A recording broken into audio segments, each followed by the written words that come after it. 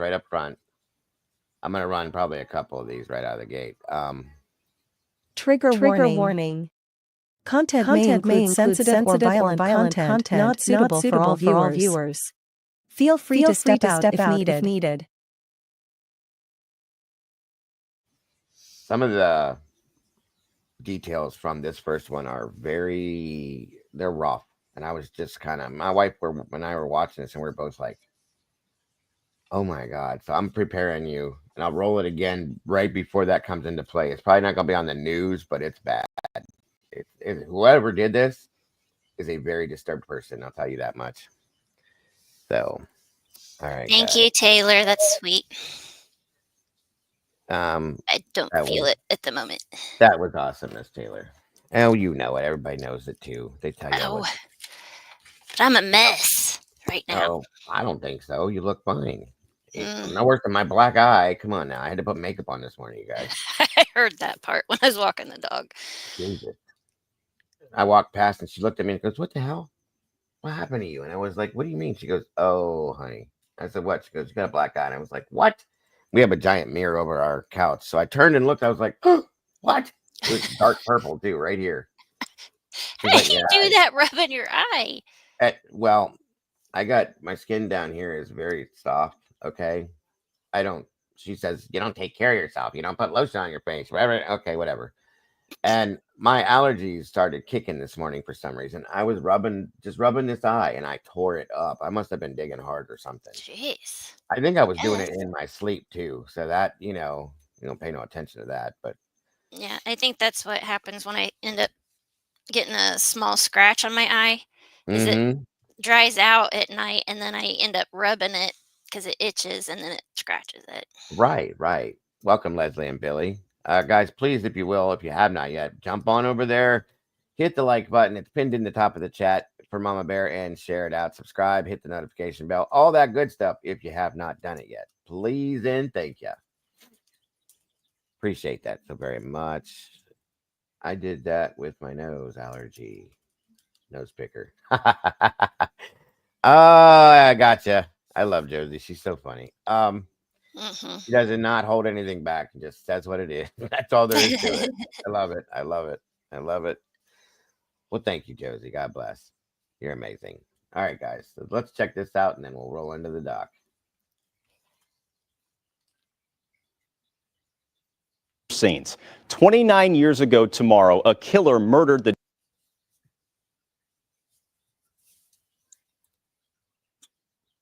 By the way, this video or this news break was put out November 16th of 2021, so that nobody gets confused. Dardeen family in cold blood.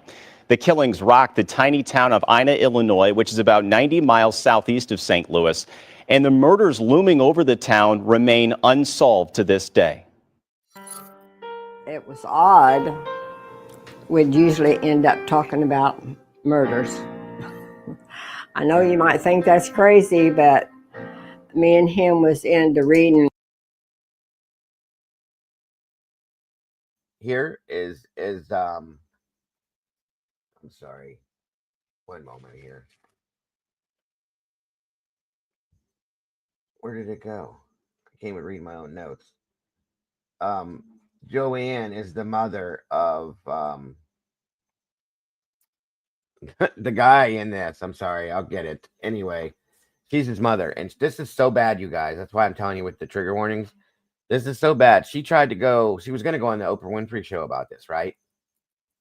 They wouldn't even put that on TV, the details and how gruesome it was. It was so bad. So just a heads up. Yeah, that's how bad this was. So just letting you know. Oh, wait a minute. Good to see you. How are you? I'm okay. On the way to emergency room, Billy's gallbladder sick. Oh, ugh. I'm so sorry to hear that, Leslie. I hope everything works out, Billy. God bless. I'll be keeping you in my thoughts and prayers. Good luck, honey. Good luck with it. Yeah, we're here though. So gallbladder sucks. Might have to take it out. Ugh. So sorry to hear that. Thank you for being here with us. Either way, we appreciate you. So again, yeah, this is I can't believe I lost his name. I hate when I go brain dead like this. It's in my notes here and I don't see it because Keith. Nope. it's coming up anyway. I'm sorry, you guys. Just ignore me. Sorry. I've had so much going on this morning. My brain is like scrambled eggs. So here we go. About a lot of murder cases, and things happening to people.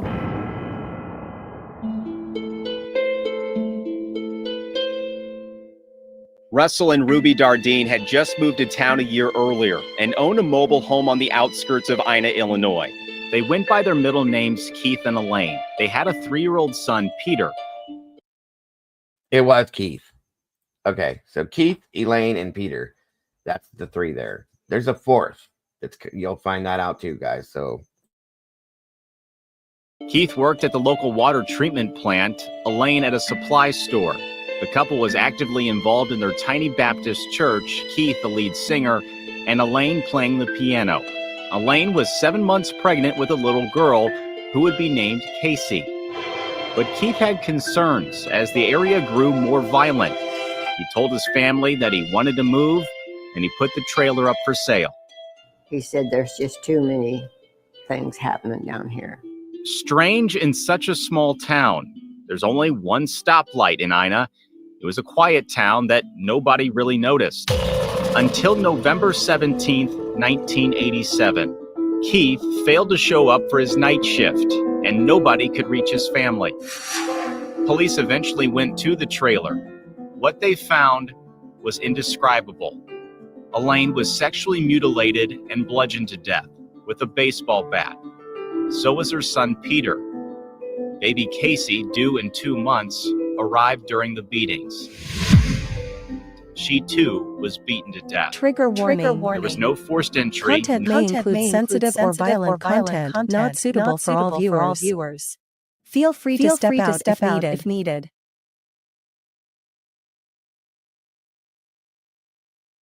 Nothing was missing. Cash and jewelry were laying in the open. There was no sign of Keith or the family car.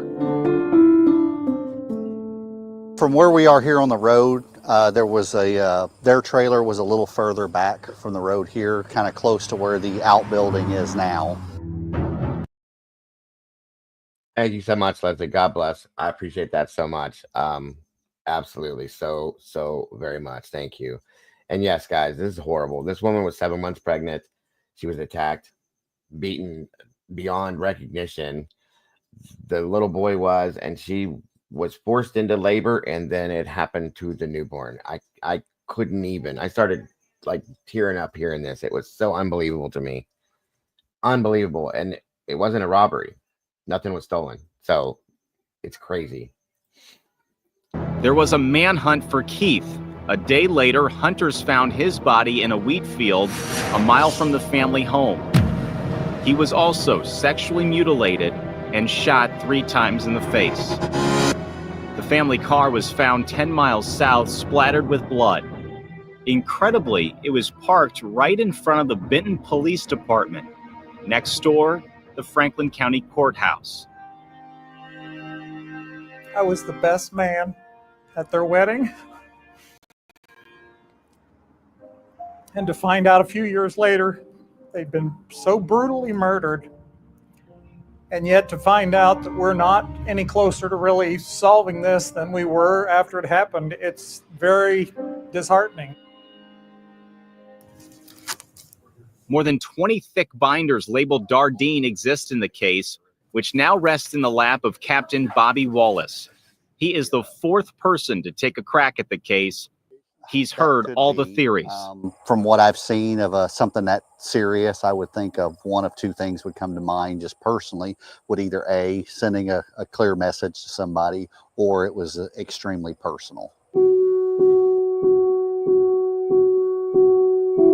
One can imagine what this did to the tiny town of Ina.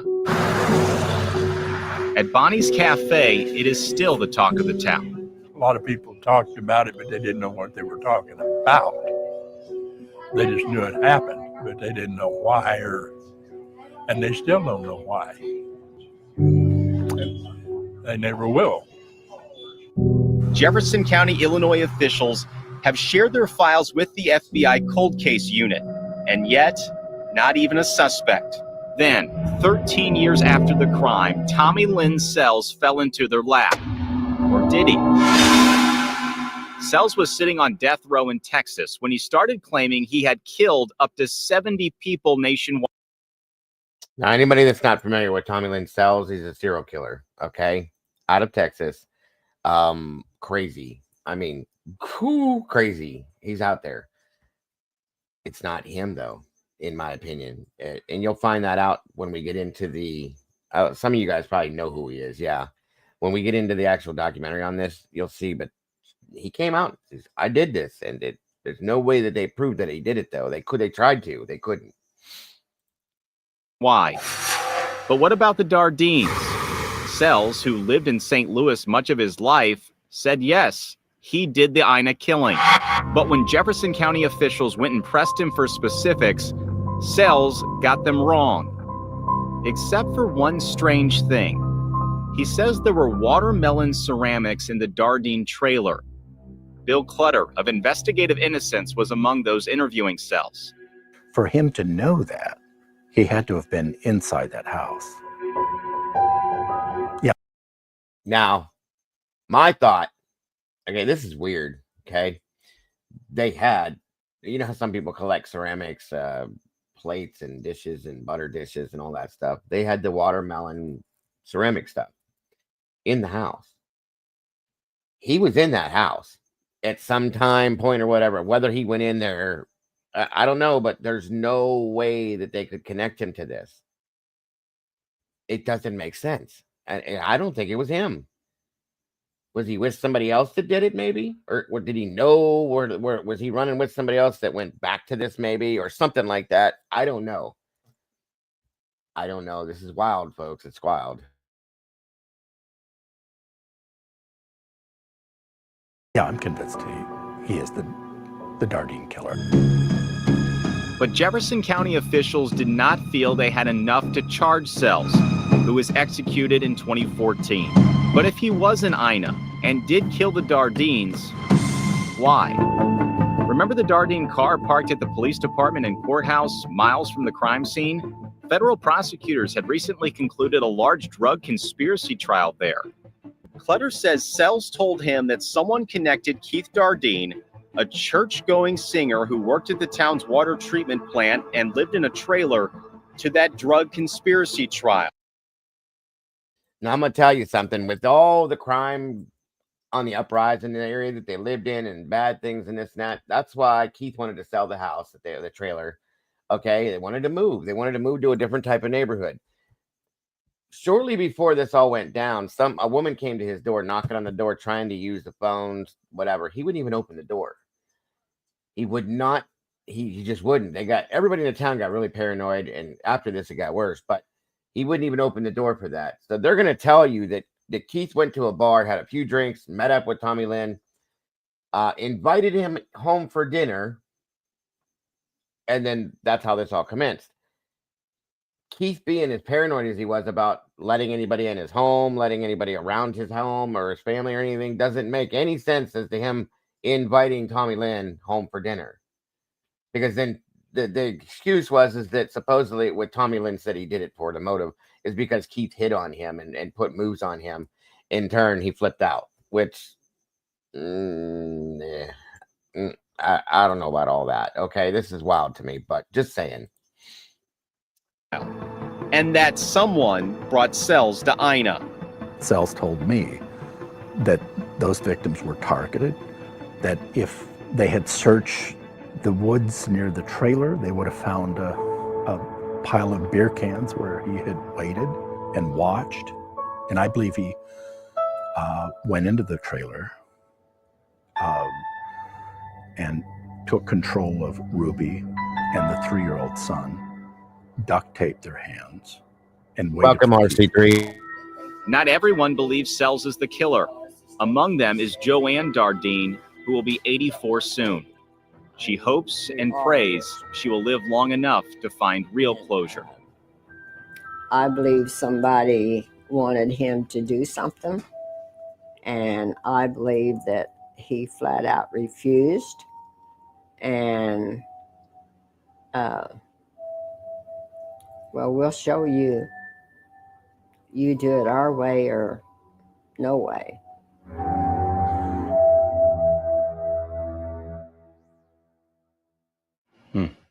Police call Tommy Lynn Sells a suspect in the Dardeen murders. There are no other known suspects in this case. It's wild. It's wild.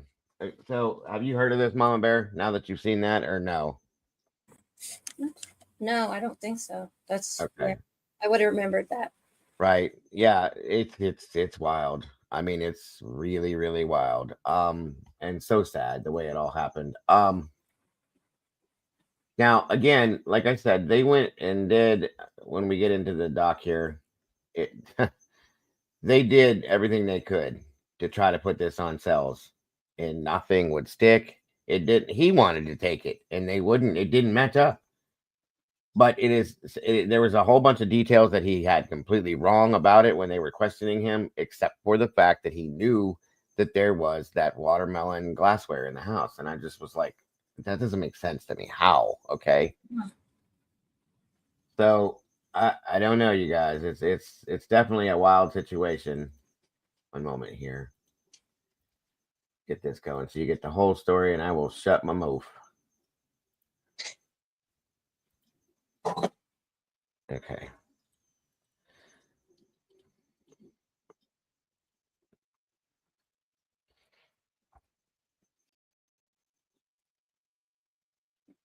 All right.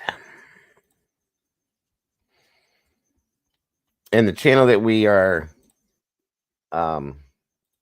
reviewing this from is from Crime Pulse Stories. I want to thank them for what they've done putting this out. They did a great where job. nothing too sinister ever seemed to happen until. Good job, Mikey. What's the matter, Mom Bear? Oh, Mikey, being Mikey.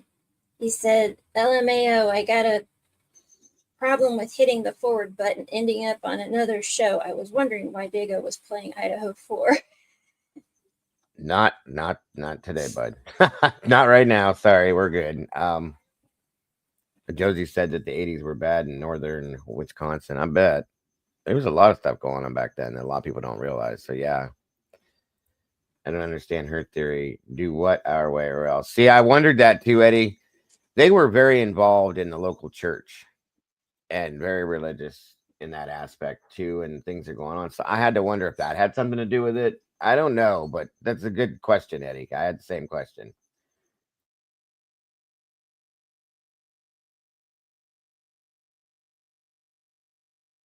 Also, let me know how the audio is.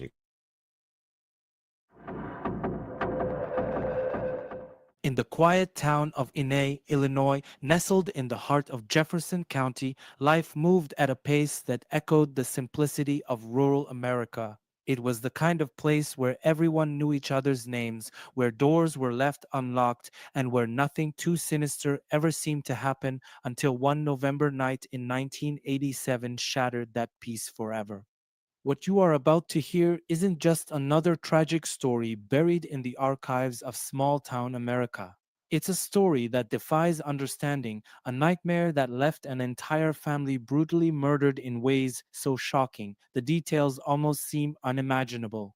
Yet, despite the horror, the case of the Dardeen family has largely been overlooked, overshadowed by more notorious crimes that dominated headlines. But here's the haunting question. How could such a gruesome massacre, so chilling in its brutality, remain unsolved for more than 3 decades? What happened to Russell Keith Dardeen, his wife Elaine, their young son Peter, and their unborn child on that fateful night? And why have the answers to this puzzle remained frustratingly out of reach? Stay with me as we unravel the layers of this mysterious case, peeling back the chilling details of the Dardeen family murders, a story that begins like so many others, but ends in a tragedy that will leave you questioning everything. Russell Keith Dardeen, known simply as Keith to his friends and family, was a man who valued the simplicity of life. He worked diligently at the nearby water treatment plant, a reliable job that allowed him to provide for his growing family. Keith, at 29 years old, had chosen the quiet town of Inay, Illinois to. Wow. Welcome, Groot, and happy Dagoversary. Congratulations on 20 months. That's amazing. Thank you so much. Says love you, Dago mods and community. And we love you too, Groot. Congrats and welcome. And thank you again so much for being part of this family, this community. We greatly appreciate you so very much. That's amazing. So very awesome. Great to have you here today. Build a life with his wife Elaine, who shared his love for small town living and community. Elaine, just a year younger than Keith, was a loving mother and homemaker devoted to raising their 3-year-old son Peter. Described as soft-spoken and kind-hearted, Elaine's days were filled with the ordinary joys of parenthood, and the Dardeens' small mobile home was often filled with laughter and the warmth of family life. At the time of their deaths, Elaine was 7 months pregnant, eagerly awaiting the birth of their second child, a baby girl they had already decided to name. Peter, their firstborn, was a bright and playful child, always full of energy, as most 3-year-olds are. His presence brought immense joy to the household, and his bond with his parents was unmistakable. The family was preparing for the arrival of their newest member, hoping to continue the peaceful life they had carved out for themselves in this small town. To the people of Inay, the Dardeens were a picture of normalcy, hardworking, loving, and deeply tied to their community. They attended church regularly. Keith played in the local baseball league, and they were well liked by their neighbors. There was no hint of trouble, no indication that their lives would soon come to a violent and tragic end. They were, by all accounts, an ordinary family living an ordinary life. But beneath this facade of normalcy, fate was preparing to strike in the most horrifying way, turning the Dardeen family's quiet existence into a nightmare that would haunt the town of Inay for decades to come. It was on a cold November evening in 1987 when the peaceful town of Inay, Illinois, was jolted into a living nightmare. The Dardeens, who had been conspicuously absent for a day or so, prompted concern from Keith's mother, who had been unable to reach them. Worried, she reached out to the local police, who soon arrived at the Dardeen family's modest mobile home. What greeted the investigators inside that small, unassuming home was a scene so grotesque, so unimaginable, that it would haunt those who witnessed it for the rest of their lives. Inside the living room lay the bodies of Elaine Dardeen and her 3-year-old son, Peter. Both had been brutally beaten to death, their skulls shattered by what appeared to be a baseball bat, the very bat that belonged to young Peter, likely grabbed in desperation by the intruder. The savagery didn't stop there. Elaine, who was 7 months pregnant, had suffered such a horrific beating that the trauma forced her into premature labor. Shockingly, she gave birth amidst the violence, but any hope for the newborn's survival was dashed when the killer, showing no mercy, ended the infant's life as well. The tiny body of the newborn was found alongside Elaine and Peter, lifeless and innocent, never given a chance to take its first breath in peace. The sheer brutality of the scene was almost unfathomable. Elaine had not only fought for her life, but had also, in her final moments, experienced the terrifying chaos of childbirth in the midst of a brutal attack. The killer had shown no hesitation in committing these unspeakable acts, wiping out an entire family in a manner so cruel it defied belief. As the investigators combed through the home, they were left with more questions than answers. The absence of forced entry suggested that the family may have known their killer or felt comfortable enough to open the door to them. Yet, nothing could explain the level of rage exhibited in the murders. There was no sign of theft or robbery, no clear motive that could justify such carnage. This crime scene was not just a murder, it was a massacre. The violence was so extreme, so personal, that it left even seasoned detectives struggling to comprehend the nature of the killer's mind. And yet, despite the overwhelming horror, this was only the beginning of the dark mystery that would grip the town of Inay for years to come. The discovery of this nightmarish scene would soon lead to an even more disturbing revelation, as Keith Dardeen initially feared to be the perpetrator was still missing. But as investigators would soon learn, his fate was just as grim as the rest of his family. Agreed. It's horrible. There's no, even as a first responder, I've never, thank God, walked into anything like that, and I don't know that I could handle that. I mean, I've seen a lot of stuff. That would be, Yeah, ugh. that I just couldn't imagine. That would have probably shut me down and pulled me out of what I was doing. Truly, that'd have been it for me.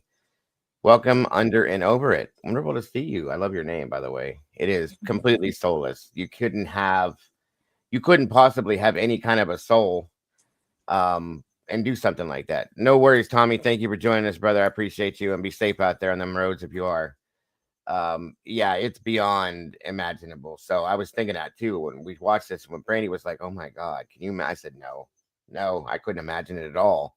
No, That would probably don't drop. want to either. Yeah, I would have dropped my badge that day and said, "I'm out. I'm done." After seeing something like that, no way in hell. No, no, no. In the immediate aftermath of the gruesome discovery at the Dardeen family home, attention quickly turned to the one person who was missing, Russell Keith Dardeen. To investigators, the absence of Keith raised an unsettling question. Could he have been responsible for this unimaginable violence? It wasn't uncommon in cases of family murders for the husband or father to be the prime suspect, especially when he is nowhere to be found. At first, the local authorities worked with the assumption that Keith might have fled after committing the horrific crime. Given the brutality of the scene, this theory, though chilling, was not dismissed. After all, the family home showed no signs of forced entry, which suggested that whoever committed the crime may have been someone the family trusted. Could Keith, pushed to some unimaginable breaking point, have snapped and taken the lives of his wife, son, and newborn? But as the hours stretched on, this theory began to waver. Keith's family and friends vehemently denied that he was capable of such an atrocity. Those who knew him described him as a gentle, hard-working man with no history of violence, no signs of distress, and no reason to commit such a monstrous act. Despite their disbelief, the police continued their search for Keith, hoping to either find him alive or turn him as a suspect. The truth, when it surfaced, would be far more devastating than anyone had anticipated.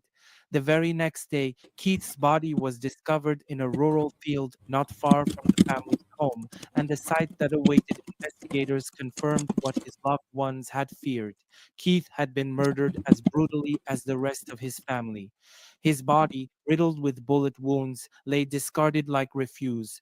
He had been shot 3 times, execution style, in the head. As if that weren't horrifying enough, his body had also been subjected to a grotesque act of mutilation. His genitals had been severed, a detail that added yet another layer of macabre mystery to the case. With the discovery of Keith's body, any lingering suspicion that he was responsible for the murders was swiftly erased. Far from being the killer, Keith had been the final victim in a crime so savage that it shocked even the most seasoned investigators. The manner of his death, with both the shooting and the castration, suggested a deep personal hatred or a desire to send a message, a detail that left investigators grasping for clues. Now, the Dardeen family's massacre was no longer a question of domestic violence or a tragic breakdown. This was a targeted, calculated slaughter of an entire family, each victim murdered with extreme violence and deliberate cruelty. Keith, like his wife and children, had been executed in cold blood. His death, however, only deepened the mystery. Who would have wanted the entire Dardeen family dead, and why? As the investigation moved forward, these questions would continue to haunt the small town of Inay, as the answers remained frustratingly elusive. In the days following the discovery of the Dardeen family's brutal murders, local law enforcement was faced with a crime unlike anything they had ever seen in Inay, So great to see you today, James. Thank you so much for joining us. I appreciate you so much, sir. Thank you for being here. Illinois. The small town police force, accustomed to handling minor incidents, was now tasked with unraveling a mystery so chilling it sent shockwaves through the community. The sheer brutality of the crime left investigators scrambling for answers, and the early stages of the investigation were plagued with more questions than I'm gonna be honest with you guys too. And when I first initially was covering, like going over this and stuff and researching on I thought it was Keith. I was like, okay, it was him. He snapped or flipped out or something crazy happened or whatever. And it was him until they proved that he was dead 24 hours before all the rest of this. When I was like, whoa, okay, pretty wild. So yes, and it that's when they come upon the Tommy Lynn cells situation. It just still doesn't match up. None of it. So I just don't even know. But I'm gonna shut up again and let this play. James, again, thank you for being here. Thanks for all your behind. Yo, absolutely, sir. And thank you for being here. It's a wild one under and over it. It really is. leads. One of the most puzzling aspects of the case was the apparent lack of forced entry at the Dardeen home. The doors had not been kicked in, no windows shattered, and nothing indicated that a violent struggle had occurred to gain access. This detail led investigators to consider that the Dardeens may have willingly let their killer inside. Given the town's tight knit nature, where neighbors were familiar faces, it was plausible that the perpetrator was someone they knew, someone who didn't arouse suspicion. But who in this close community could have harbored such violent intent? From the outset, the investigators entertained several theories. One of the earliest considerations was whether the murders were the result of a robbery gone wrong. Yet this idea was quickly discarded. Nothing of significant value had been taken from the Dardeen home. Their belongings, including cash and personal items, were left untouched. The overwhelming violence inflicted on the family, especially the brutal killings of Elaine, Peter, and the newborn, did not align with a typical burglary. Robbery was ruled out, leaving the police to search for a deeper, more sinister motive. Another avenue of investigation considered whether the murders were personal, an act of revenge or retribution. The savagery of the crime suggested a deep level of anger or hatred, particularly the extreme mutilation of Keith's body. However, there were no immediate signs that the Dardeens had enemies. The family was well liked, with no known disputes or grudges within the community. Keith had a steady job at the water treatment plant. Elaine was a stay at home mother, and they were active in their church. By all accounts, they were a typical, quiet family with no involvement in anything that would warrant such a deadly act of vengeance. In the early days of the investigation, police canvassed the area, speaking to neighbors, friends, and anyone who might have had contact with the Dardeens in the days leading up to the murders. Unfortunately, there were few witnesses, and none had seen or heard anything unusual on the night of the crime. The isolation of the mobile home, located on the outskirts of town, only added to the difficulty of finding anyone who might have observed something that could lead to a break in the case. Investigators were also puzzled by the methodical nature of the killings. The crime scene, though brutal, suggested a level of control and deliberation. Each member of the family had been murdered in a distinct, horrifying way. Elaine and Peter were bludgeoned to death, while Keith was shot execution style and mutilated. The killer or killers had moved through the house with purpose, sparing no one, not even the unborn child. This was not the work of someone who panicked, it was the act of someone who had carefully thought through their actions. Despite these early efforts, police found themselves grasping at straws. They had no fingerprints, no DNA, and no murder weapon. There were no eyewitnesses, no clear motive, and no immediate suspects. The small town of Ina had been thrust into the national spotlight, and law enforcement agencies beyond the local level were called in to assist. Yet, even with the added manpower, the investigation struggled to gain traction. The brutality of the crime suggested that the killer had either fled the area or was extremely skilled at covering their tracks. As days turned into weeks and weeks into months, the trail began to grow cold. law enforcement was left grappling with an unsolvable mystery, one that would hang over Inay for years to come. Among the many horrors that unfolded within the walls of the Dardeen family home, one detail stands out as perhaps the most gut-wrenching of all. Elaine Dardeen was 7 months pregnant when she was murdered. The expectant mother, eagerly awaiting the arrival of her second child, had been in the midst of preparing for the birth of her baby girl when her life was brutally taken. But the tragedy did not end with Elaine's death. The violent nature of the attack had triggered an unimaginable consequence. Elaine was beaten so severely that it induced premature labor, forcing her to give birth amidst the chaos of her own murder. Elaine's pregnancy had been a source of joy for the Dardeen family. With a 3-year-old son already in their lives, the family was looking forward to welcoming their new daughter. They had already chosen a name, and preparations were well underway for the baby's arrival. The family's future seemed bright, but that future was stolen in the most horrifying way. As the killer mercilessly attacked Elaine, the trauma caused her to go into labor. In what can only be described as a cruel twist of fate, she delivered her baby during the attack, a fragile and innocent life brought into the world at the exact moment her mother's life was violently being extinguished. The newborn, likely a premature baby girl, entered a world filled with terror and bloodshed, and in a heartbreaking act, she too became a victim of the killer's fury. The discovery of the newborn's body alongside Elaine and Peter shocked even the most seasoned investigators. It wasn't enough for the killer to take the life of Elaine. This person had shown no mercy in ending the life of a child who had only just taken her first breaths. The newborn, like her brother and parents, had been beaten to death, a horrific detail that added an almost unbearable weight to the already gruesome crime. The thought that this helpless infant had been born only to be immediately murdered became one of the most haunting aspects of the case. For the investigators, this particular detail made the crime feel even more personal, more monstrous. The fact that the killer had not spared the life of a newborn, a baby who posed no threat, suggested a level of cold-heartedness that was beyond comprehension. This was not just a murder, it was the obliteration of an entire family, including a life that had barely begun. The murder of the newborn girl became a symbol of the utter cruelty that defined the Dardeen family's massacre. For the community of Inay, the thought of Elaine enduring such a terrifying and painful labor, only to have her newborn ripped from life just moments later, left an indelible mark. It was this detail, the birth and subsequent death of the baby, that solidified the Dardeen murders as one of the most disturbing and heart-wrenching crimes in the town's history.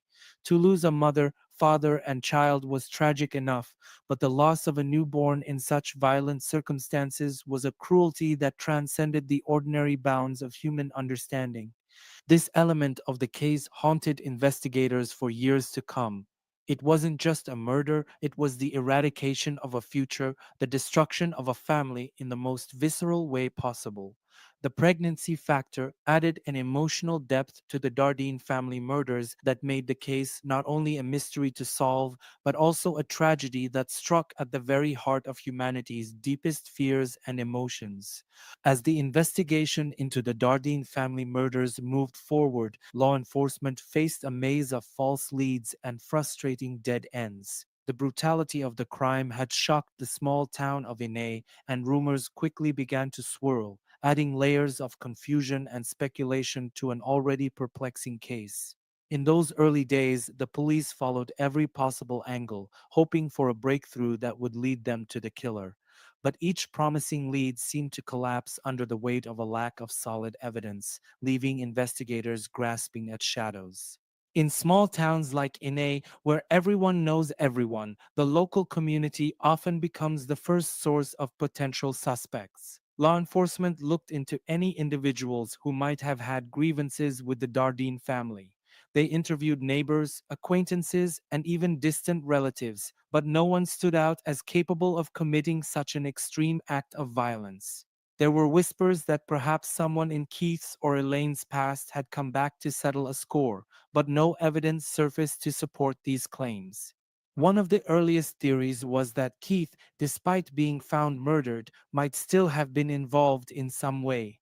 Investigators considered the possibility of a staged crime scene or a murder for hire scenario, but the complete lack of motive or prior history of any suspicious behavior made this unlikely.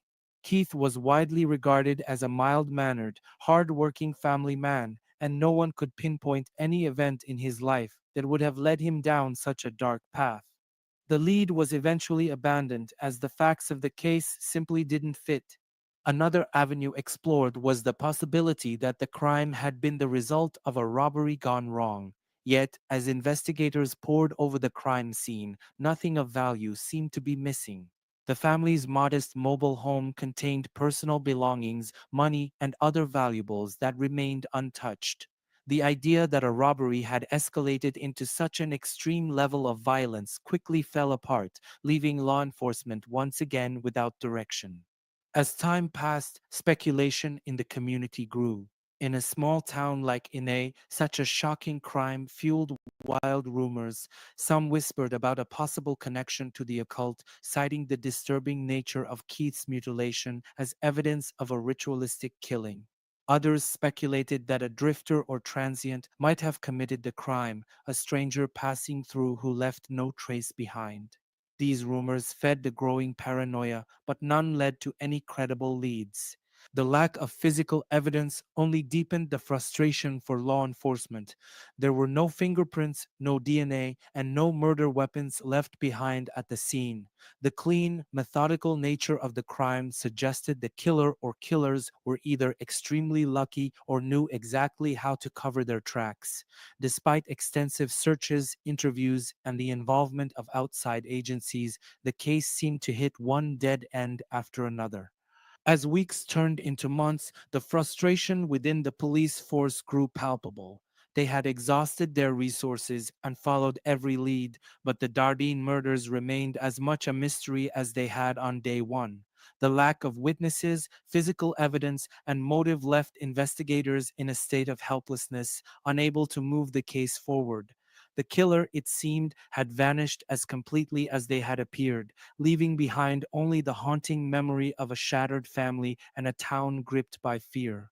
Each false lead added to the emotional weight of the case, and for the Dardeen family and the community, the lack of answers made the tragedy even harder to bear. As time went on, the case began to slip into the category of cold cases, where it would remain for years an unsolved nightmare that continued to haunt the quiet streets of Inay. As the investigation into the Dardeen family murders deepened, one question loomed larger than all others. Why?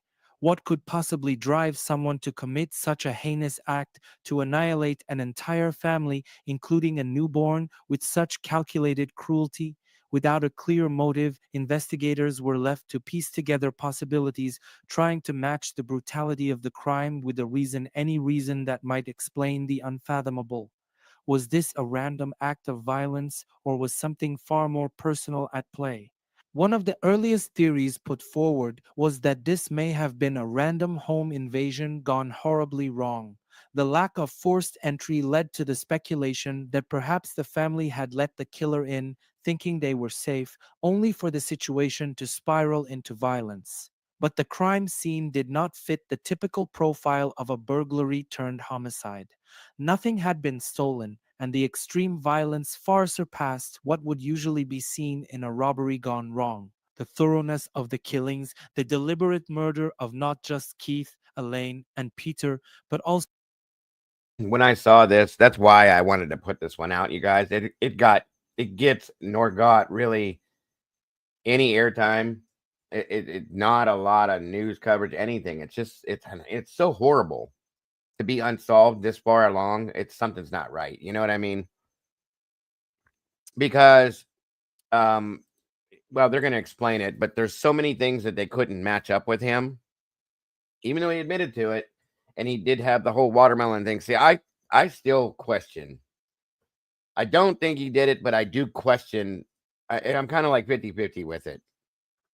Um, and he's gone now, so it would make a difference, but it would still be nice to know that whoever did this is not still out there, because that anybody that can do something this bad, you should not be on this earth. That is the most horrific thing I've ever seen or heard in my life. Okay, and most people don't do. Most of these criminals or even serial killers, they don't attack babies or children. Typically, some do, but most kind of veer away from that. They just do what they do. This is horrific, you guys. A newborn, born due to the trauma from what was going on, and then the life taken. Unbelievable. I've never in my life can I fathom that. So it needs to be solved. Okay, and that's why I'm putting this one out today. It really needs to be seen and heard and known. So Mark saying too much of what Sells said didn't add up, despite him that's how they cut him out of it, sadly. I mean, that is something really, really kind of ironic that he knew that the watermelon plates and stuff were there, because you would have to have been in that house. But he could have been in that house. He could have actually interacted with Keith and was not responsible for the murders. You know what I'm saying? Because a lot of the things that they talked to him about related to the murders, and that's what he got wrong. That's the important part. So yeah, Mark, that's exactly what it is, actually. So he very well could have interacted with Keith the same way that it was explained that he did, and just not committed the murders and tried to take, when he found out, saw it on the news or whatever it was that had happened, tried to take credit for it, because that's how his mind worked. He's crazy. Right, Josie, right. Kind of like the Manson situation where they were taking credit for certain things that never happened. So on and so forth. Yeah, it does. That can make some sense. It just bugs the hell out of me that nobody's ever been caught for this. Nobody. That bothers the hell out of me, guys, in a bad way. So again, that's why I'm putting this out. Most people like you, a lot of you guys didn't know about this. Okay. And as horrific as this is, you would think everybody would have known about this. A whole bunch of people really just had no idea who the Dardeen family was. And I was like, this has to get put out. This has to get put out. It needs to be seen. It needs to be heard. It needs to be known, because maybe, if somebody sees this, that's the right person that knows something, it can make things happen, get the wheels moving again. So that's all. Also, the newborn baby suggested something far more deliberate than a robbery. For this reason, the random home invasion theory, while plausible at first glance, didn't hold up under scrutiny. Another darker theory was that the crime might have been motivated by a personal vendetta. The severity of the violence inflicted on the Dardeen family seemed deeply personal, especially in Keith's case, with his mutilation pointing toward a desire to send a message. But for this theory to hold, there would have to be some evidence of conflict in the family's past, an enemy with a reason to harbor such intense hatred. Yet, as investigators delved into Keith and Elaine's lives, they found nothing to suggest they had made enemies of this magnitude. Keith was known to be a quiet, gentle man, and the couple led an unassuming life in Inay. Their relationships, both personal and professional, were largely positive. If there was a vendetta, it remained hidden beneath layers of secrecy that no one had yet uncovered. Then there was the chilling possibility that the murders were tied to ritualistic or occult practices. This theory gained some traction due to the sheer savagery of the crime, particularly the mutilation of Keith's body. In the late 80s, fears of satanic cults and ritualistic killings were pervasive across the United States, often referred to as the Satanic Panic. Some speculated that the Dardeens had been the victims of such a group, with the murders serving as some form of twisted ritual. However, there was no concrete evidence to support this. While the mutilation could be seen as ritualistic, there were no other signs typically associated with the cult killings, no symbols, no signs of a ritual having been performed. This theory, while disturbing, remained on the outskirts of the investigation, more rumor than reality. One of the most unsettling possibilities was that the Dardeen family had been victims of a thrill killer, someone who murdered not for gain or revenge, but for the sheer satisfaction of taking lives. The methodical nature of the killings, the way the crime scene had been left without any obvious evidence, suggested a level of detachment and control that hinted at a killer with experience. Could someone have come across the Dardeens by chance, chosen them at random, and executed the murders purely for the thrill of it? This theory left investigators cold, as it provided no tangible leads, only the terrifying possibility that the killer could strike again, anywhere, at any time. The complete eradication of the Dardeen family, including the newborn, also gave rise to speculation about a deeply disturbed psychopathic killer, someone for whom the idea of wiping out an entire family brought a sense of power or fulfillment. The utter lack of mercy shown during the crime suggested that whoever committed these murders viewed the Dardeens not as people, but as objects to be destroyed. This theory aligned with the idea of a cold, calculating killer who had committed the crime with premeditation and intent, not impulsively or out of fear. Finally, there was the theory of mistaken identity, that the killer had intended to target another family and, for some unknown reason, had attacked the Dardeens instead. This theory, though discussed, seemed improbable. The Dardeens were an ordinary, quiet family with no known connection to any criminal activity or dangerous individuals. The specificity of the crime and the degree of violence suggested that the Dardeens were not randomly selected but deliberately targeted. However, with no concrete evidence, this theory remained a distant possibility. In the end, each theory brought with it more questions than answers. Was the crime personal, driven by a vendetta that no one knew about?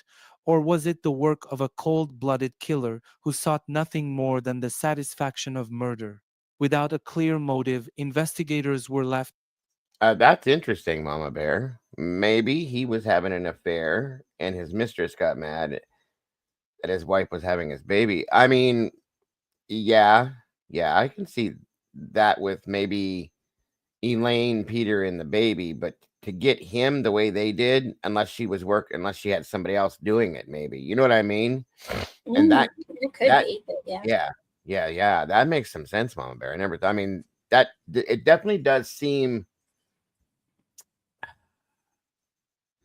It seems like it could be because there were sexual Or maybe it's assault. the other way around, and she was having the affair, and he got mad that she was pregnant with her husband's baby. That sounds more realistic, yeah, especially considering that the baby's life was taken sadly too. Hey, Tomboy, good to see you, dear. Yeah, that fits, Bear. That fits. Yeah, because if I ever found out my husband was cheating on me, there'd be some. Yeah. What are you trying to say there, Mom Bear? The bear would really come out. Bear would come out of the cave. Yeah, I could see that one. I get it. Now that definitely is that's a very plausible and very workable theory, Mama Bear. Very interesting. Eddie says same. Yeah, agreed, guys. I could see that now. Considering because it does have that. Being that there were sexual assault and there were everybody. Well, the adults were sexually assaulted, both and sexually mutilated.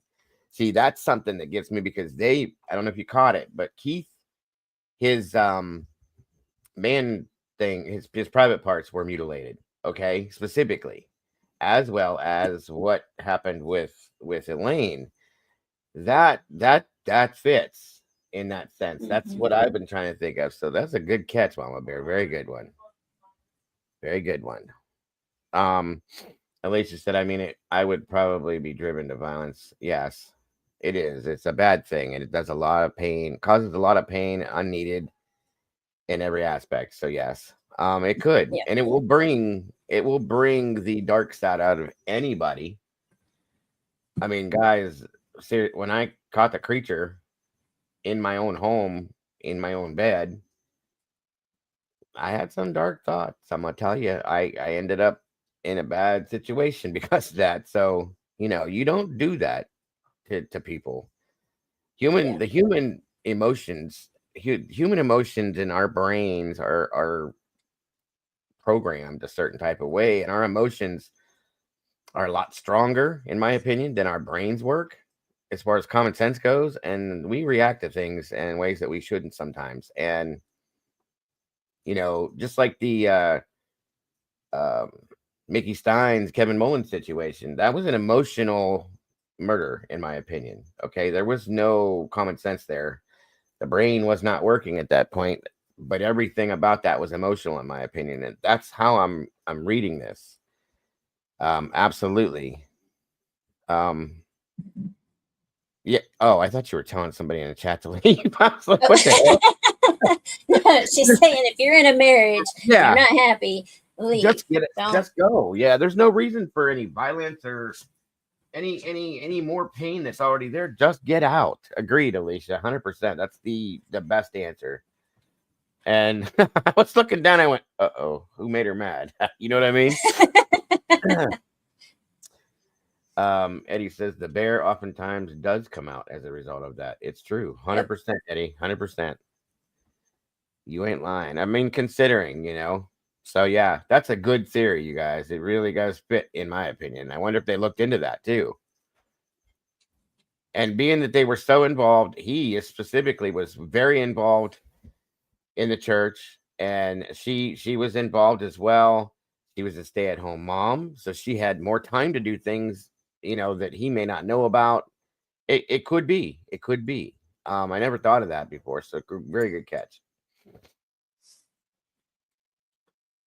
Trying to fit pieces together in a puzzle that refused to make sense.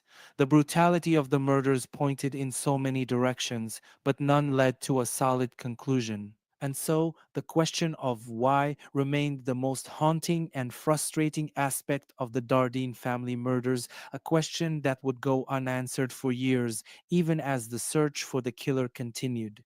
The brutal murders of the Dardeen family sent shockwaves through the small, quiet town of Inay, Illinois.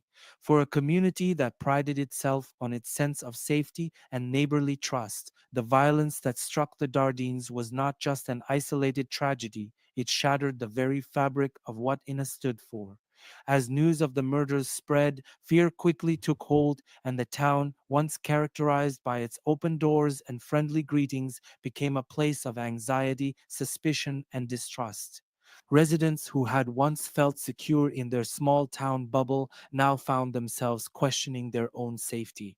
The fact that an entire family could be so violently slaughtered in their own home with no apparent motive and no suspect in custody was enough to set everyone on edge.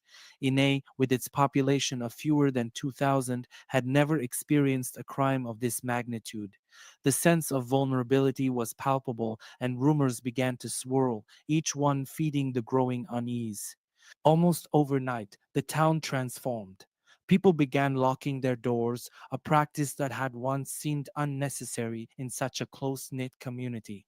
Many residents armed themselves, purchasing guns for the first time, fearful that the killer might still be lurking among them.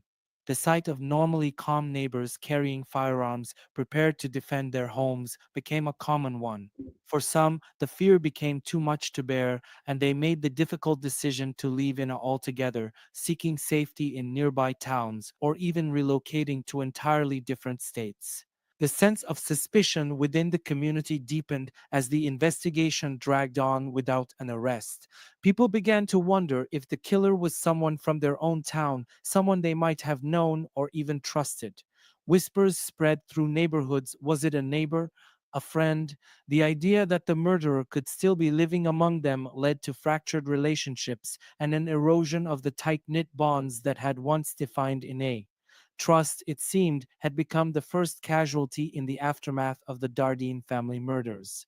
Despite the terrifying nature of the crime, media coverage remained frustratingly minimal. Unlike other high-profile murder cases that dominated the headlines during that era, the Dardeen family massacre seemed to fade into the background of the national news cycle. Some speculated that the remote location and small population of Inna contributed to the case's lack of widespread attention. Others pointed to the fact that during the late 1980s, the media was preoccupied with larger national stories, and Ine, with its quiet, rural backdrop, didn't draw the kind of sensationalism that major cities could provide. The lack of significant media attention had a profound effect on the case. With fewer eyes on the investigation, fewer resources were dedicated to solving the murders. The Dardeen family's horrific deaths quickly became overshadowed by more prominent news stories, and what little attention they received was mostly local. This only deepened the frustration for both law enforcement and the residents of Ine, who felt that the tragedy deserved far more exposure than it had received. Within the town, the memory of the Dardeens lingered heavily. Their once modest mobile home, now a symbol of unimaginable horror, stood as a reminder of the terror that had swept through their lives and the lives of everyone who knew them. The murders created a ripple effect, leaving behind a town that would never again be the same.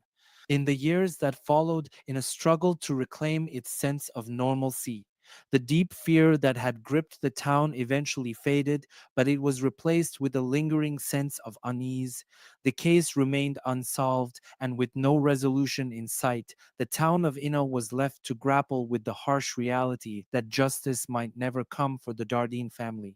Years after the tragic murders of the Dardeen family, a disturbing new figure emerged in the case: Tommy Lynn Sells, a convicted serial killer whose name would soon become synonymous with some of the most brutal crimes in American history.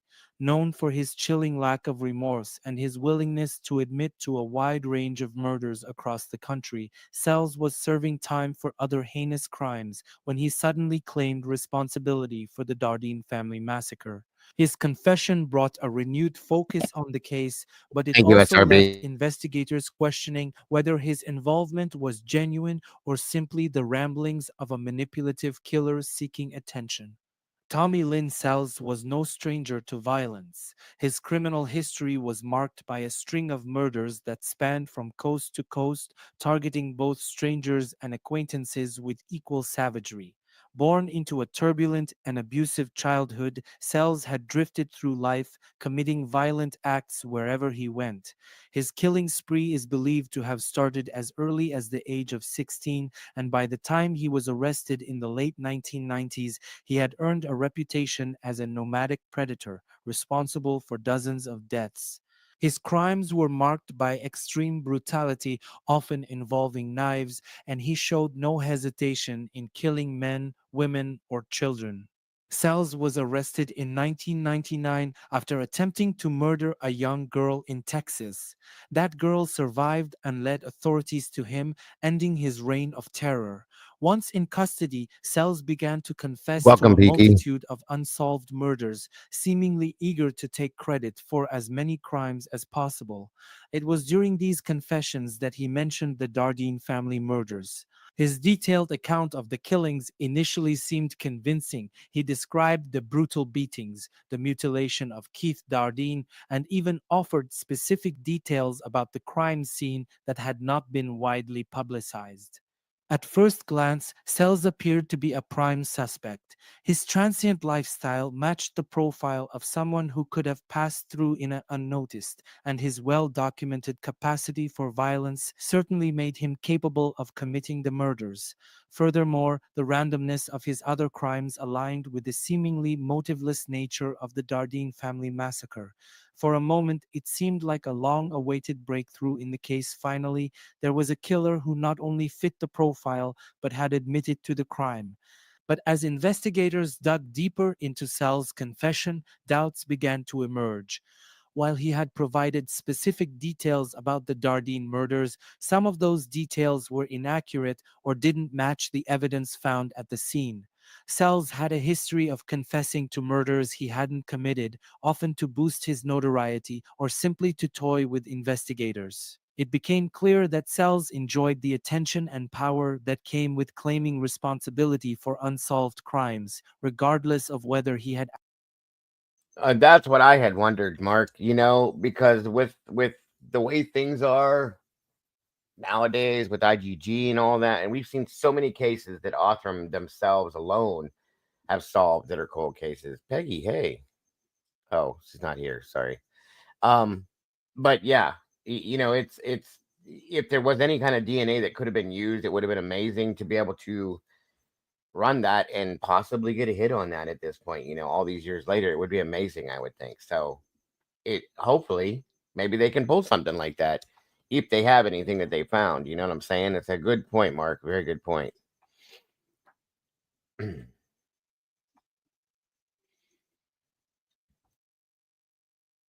Actually committed them.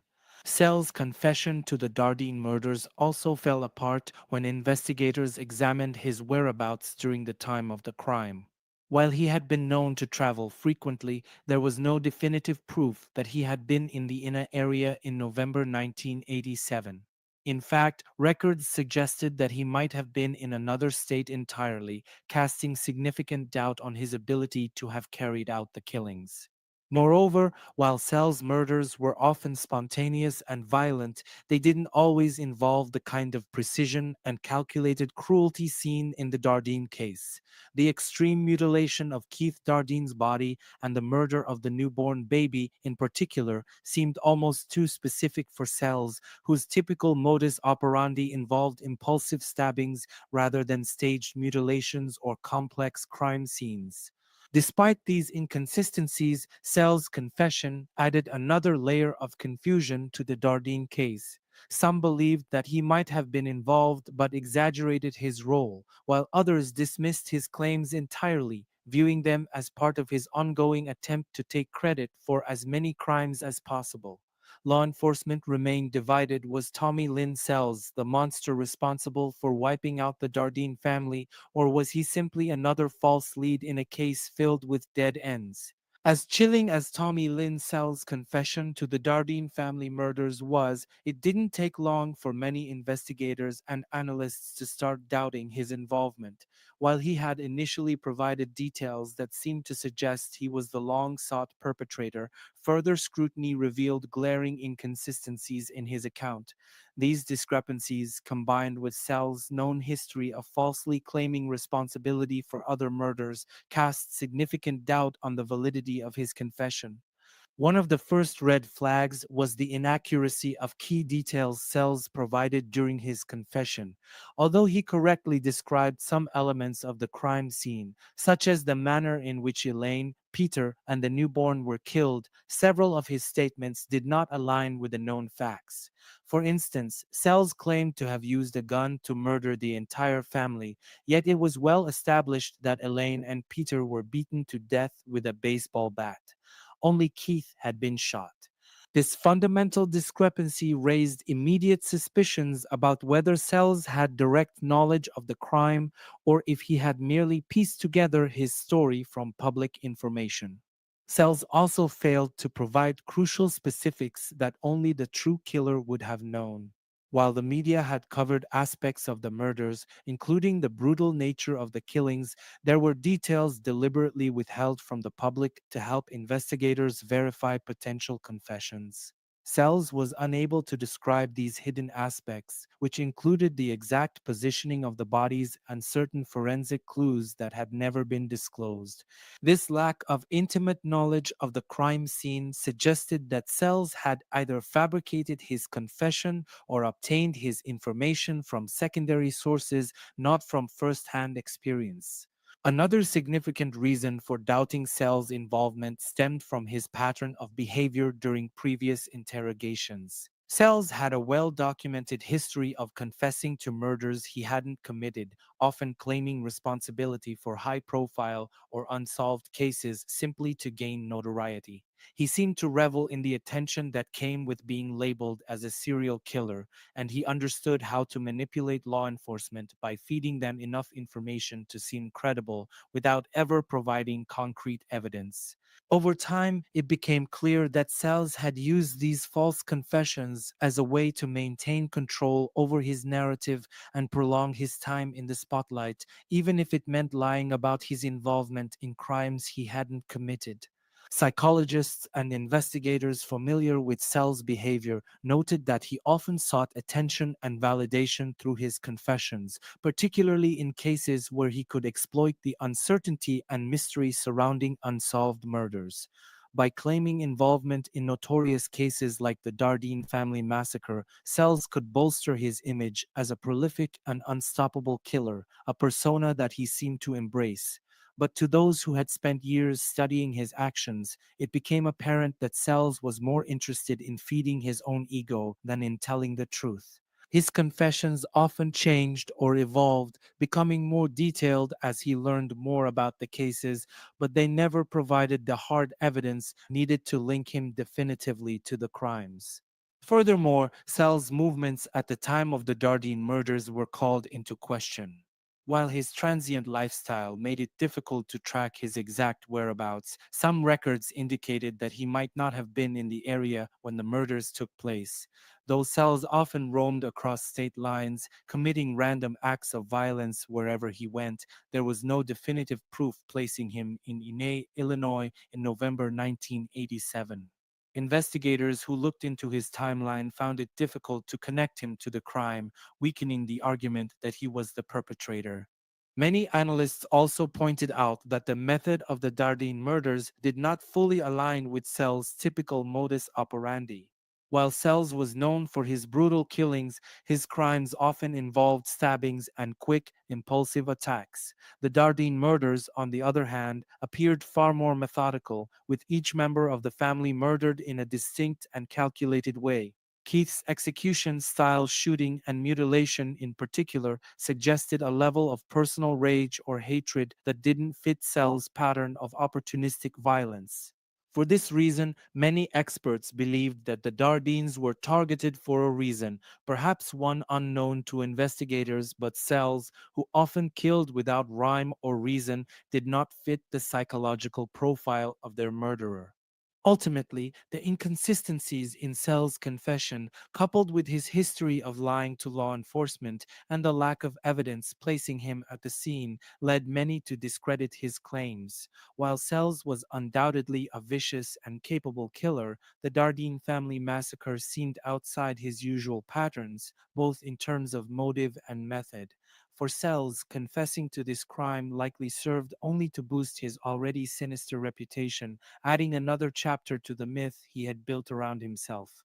But for those who had spent years investigating the Dardeen murders, Sells was just another dead end, one more false hope in a case that had seen too many of them.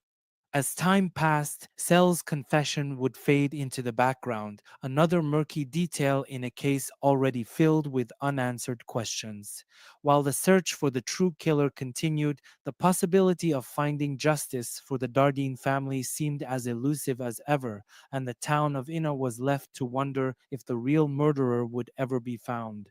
From the moment the Dardeen family murders were discovered, investigators faced an uphill battle in building a solid case. The brutality of the crime was undeniable, but what the case lacked was tangible, actionable evidence, something to point them in the right direction or tie a suspect definitively to the scene.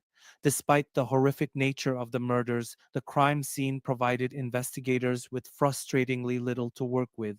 No DNA, no eyewitnesses, and no physical clues that could help unravel the mystery. One of the major obstacles was the lack of DNA evidence, which today has become a cornerstone of criminal investigations. In the 1980s, DNA analysis was still in its infancy. It had only recently begun to emerge as a forensic tool, and it wasn't yet as widely accessible or reliable as it is today.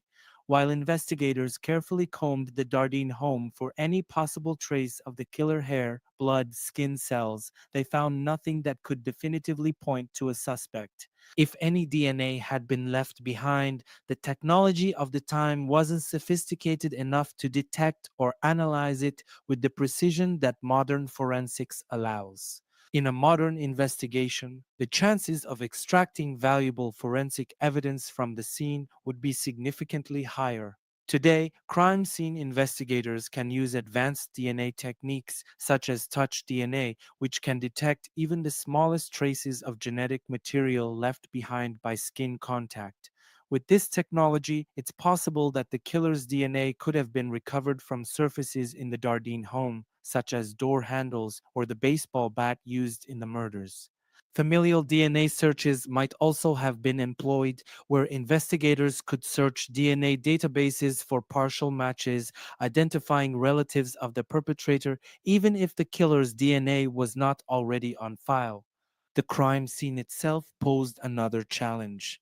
The absence of witnesses was a glaring issue. The Dardeens lived in a somewhat isolated area on the outskirts of Inay, and the location of their home meant there was little chance that anyone would have heard or seen the crime taking place. Without witnesses to report suspicious activity, law enforcement had nothing to go on in terms of tracking down potential suspects. In a more urban or densely populated area, investigators might have had access to security cameras or passers-by who could provide vital information, but the Dardeen family's remote location left the police blind. Compounding this issue was the lack of physical evidence left behind by the killer. There were no fingerprints, no footprints, no obvious signs of the killer's presence beyond the carnage they had inflicted. The killer had managed to navigate the crime scene without leaving behind any obvious trace, suggesting a level of control and composure that puzzled investigators. The baseball bat, the murder weapon used on Elaine and Peter, was already in the house and belonged to Peter, further complicating the search for evidence. Since the killer hadn't brought their own weapon, it meant there were fewer clues to analyze, no fibers, no blood traces from transporting a weapon, nothing that could link the crime back to an individual. Another obstacle was the lack of forensic technology available to process the crime scene efficiently. In the 1980s, crime scene investigation techniques were far less sophisticated than today's standards. While investigators would have dusted for fingerprints and collected samples, many of the more subtle forms of evidence, such as latent DNA or microscopic particles, were likely missed or left uncollected simply because the tools and knowledge to identify them were not yet in use. Today, crime scene investigators use luminol and other blood detection chemicals to reveal traces of blood that might have been cleaned or gone unnoticed to the naked eye, as well as high-resolution imaging to capture every detail of a crime scene. The lack of substantial evidence also stemmed from the killer's methodical nature. Whoever committed the murders did so with an unnerving level of precision and control. The fact that the crime scene was so clean, despite the obvious violence, suggested that the killer was careful to avoid leaving any trace behind. In modern investigations, the use of behavioral analysis could have played a larger role in constructing a profile of the murderer. By analyzing the specific way the crime was carried out, the extreme violence, the targeted nature of the killings, and the castration of key profilers could have built a more detailed psychological portrait of the killer, which might have led to new avenues of investigation. Perhaps one of the most frustrating aspects of the investigation was the lack of a clear motive. Without a motive, it became even harder to narrow down suspects. Investigators explored potential explanations, from personal vendettas to random thrill killings, but without solid evidence, these theories remained speculative. In today's world of data analytics, investigators would likely have had access to more advanced databases to cross-reference known offenders or similar crime patterns across states, potentially identifying suspects or leads more quickly. Ultimately, the combination of limited forensic technology, the clean crime scene, and the absence of witnesses left law enforcement with very little to work with. Despite their best efforts, the case stagnated, leaving investigators frustrated and the Dardeen family without justice. Today's forensic advancements, DNA databases, improved evidence collection methods, and more sophisticated crime scene analysis might have provided the breakthrough needed to solve the Dardeen family murders. But in 1987, investigators were bound by the limitations of their time, and those limitations proved to be a formidable obstacle in the quest for answers. Despite the horrific and brutal nature of the Dardeen family murders, the case never garnered the kind of widespread media attention that one might expect. The sheer savagery of the crime, the murder of an entire family, including a newborn, seemed like it should have dominated. And there it is right there. That's the main reason I pulled this one to be my first one for today. It didn't get any real news coverage. It didn't get There's not many people that have covered this that I've seen out here. And I don't understand it. It's a horrific case that really, really, really needs some kind of answers to it. And he's about to say it, I think, but um I just don't understand it. I don't understand it. Right, Alicia? How does this something like this not get some of the cases we've seen that aren't remotely even nowhere near as horrific as this? They're all bad, don't get me wrong, but some of the cases are nowhere near as horrific as this, and they've got this. They get like national coverage on this. It's crazy to me. I don't understand it. Headlines across the country, and yet the Dardeen murders slipped quietly into the background, overshadowed by other high-profile cases from the 1980s. But why did this happen? What factors contributed to the lack of attention for such a chilling crime? To understand why the Dardeen family's massacre was largely overlooked, it's important to consider the time period and media landscape of the late 1980s. This was an era in which certain types of stories dominated the news cycle, often focusing on larger urban areas or cases with specific elements that captured the public's imagination. National news networks and newspapers gravitated towards stories that could hold public attention for weeks, even months, often stories involving celebrity figures, shocking serial killers, or high profile legal battles. In comparison, the Dardeen murders, which took place in a small rural town in southern Illinois, didn't fit into the narrative framework that tended to capture widespread interest.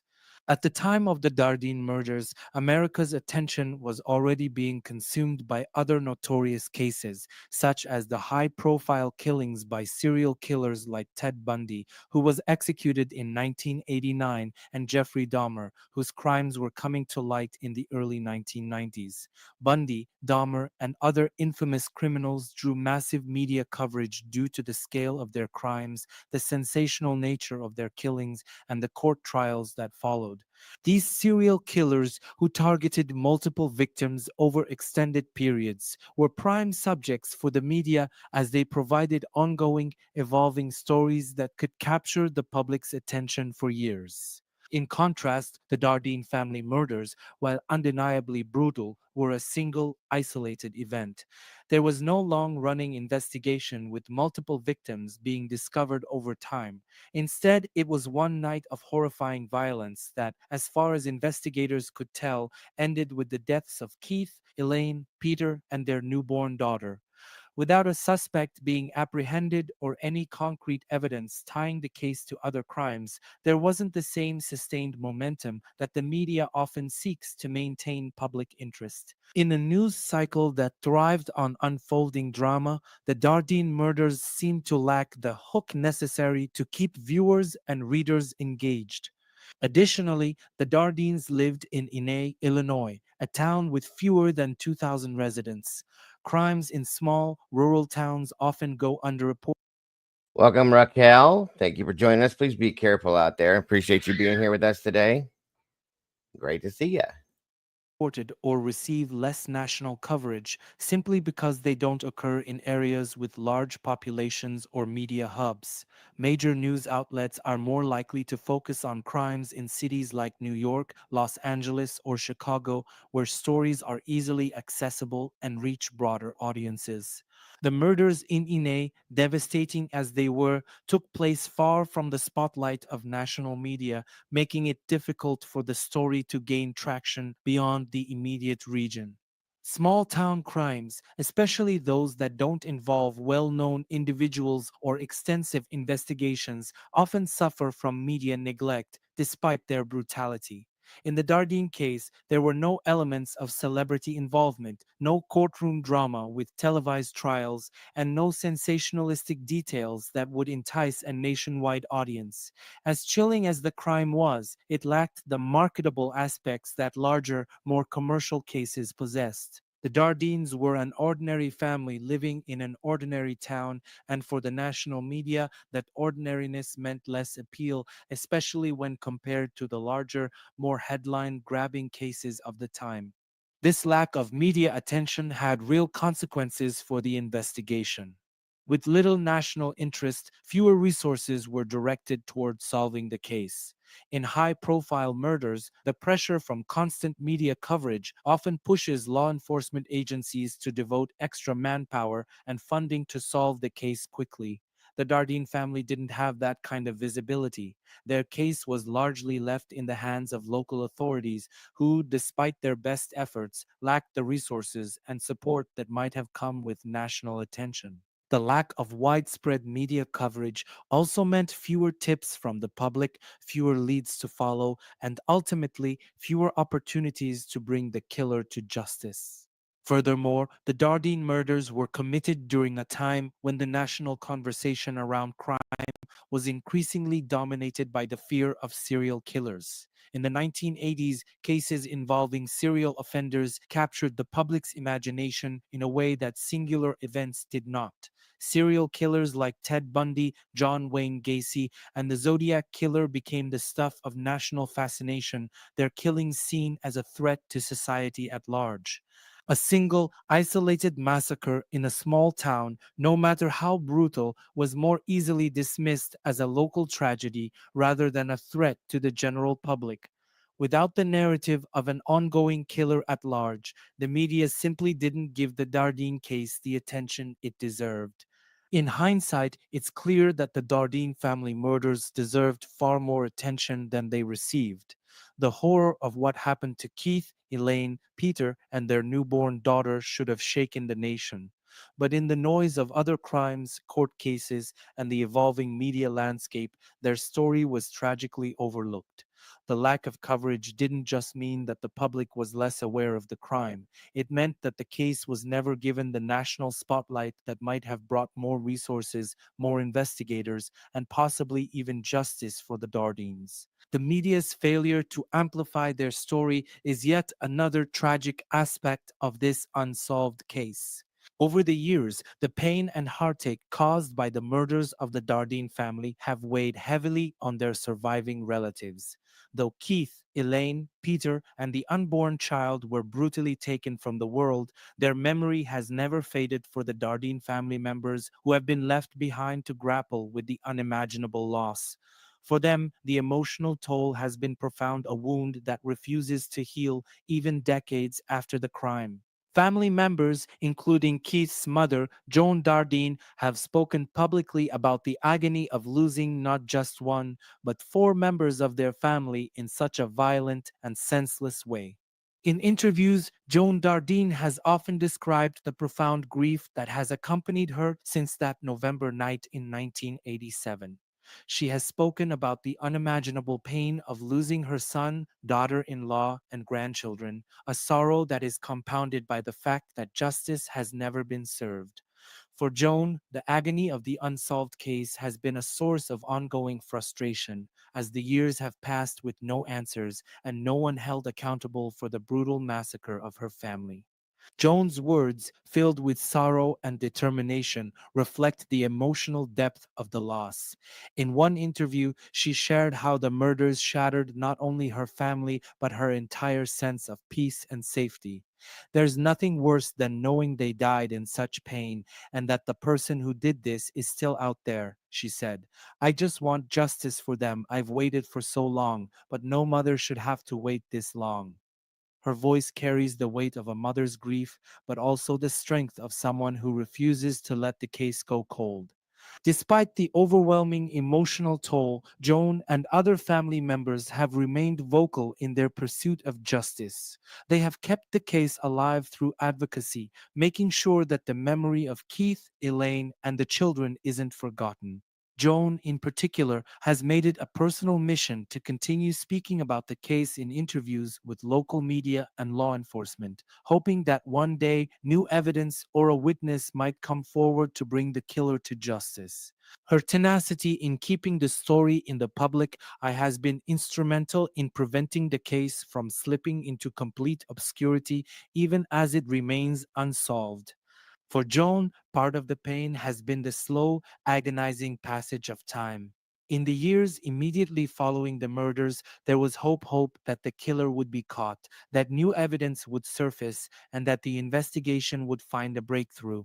But as the years turned into decades, the hope began to feel distant, and the reality of living without answers set in. In a later interview, Joan reflected on the frustration of watching similar cases receive media attention and resolution while her family's tragedy remained in the shadows. "You just wonder why," she said. "Why hasn't anyone come forward?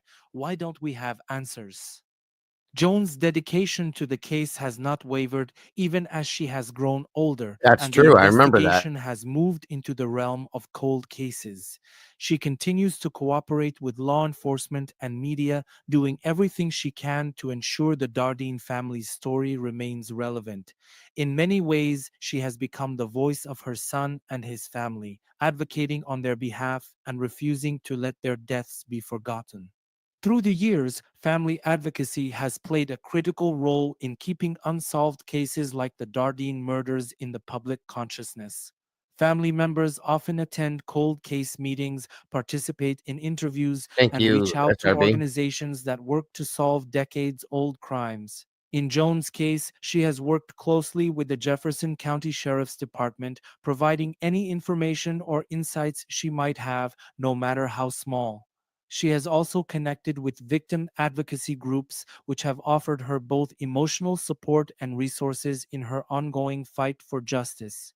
Though some members of the Dardeen family have preferred to stay out of the public eye, Joan's willingness to speak openly about the case has given a face and voice to the tragedy. Her resilience has ensured that Keith, Elaine, Peter, and their unborn daughter are not just statistics in a cold case file, but are remembered as real people, a family whose lives were brutally cut short. Joan's advocacy has not only honored the memory of her loved ones, but has also inspired others who are still waiting for justice in their own family tragedies. In the end, the Dardeen family's journey is one of profound loss, but also of enduring love and unyielding determination. For Joan and the rest of the family, the search for answers is far from over. Each year that passes brings renewed hope that someone somewhere will come forward with the information needed to solve the case. And until that day comes, Joan will continue to fight for the justice her family deserves.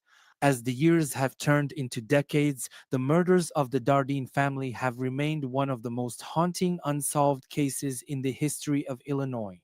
More than 35 years have passed since that horrific night in 1987, yet no one has been brought to justice, and the questions surrounding the case continue to linger.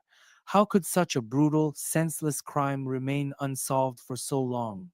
And why has the killer or killers managed to evade capture for all these years? One of the most frustrating aspects of the case is that it has never yielded enough concrete evidence to definitively point to a suspect. The crime scene, though brutal, was remarkably clean in terms of forensic clues. The killer seemed to know how to avoid leaving behind any traces of themselves, whether through fingerprints, DNA, or other physical evidence. As a result, investigators found themselves with little to work with from the very beginning. This lack of direct evidence has remained one of the key reasons why the case has eluded resolution. Additionally, the lack of witnesses compounded the difficulty of solving the case. The Dardeens lived in a somewhat isolated area, and no one saw or heard anything unusual around the time of the murders. Without eyewitness accounts or even circumstantial sightings of suspicious individuals, law enforcement was left to rely solely on the crime scene itself, which yielded few leads. In small towns like Inay, where people tend to know one another, it was difficult to fathom that the killer could have slipped in and out of the area so easily without raising any suspicion. Over the years, investigators have entertained several theories about why the killer has never been identified.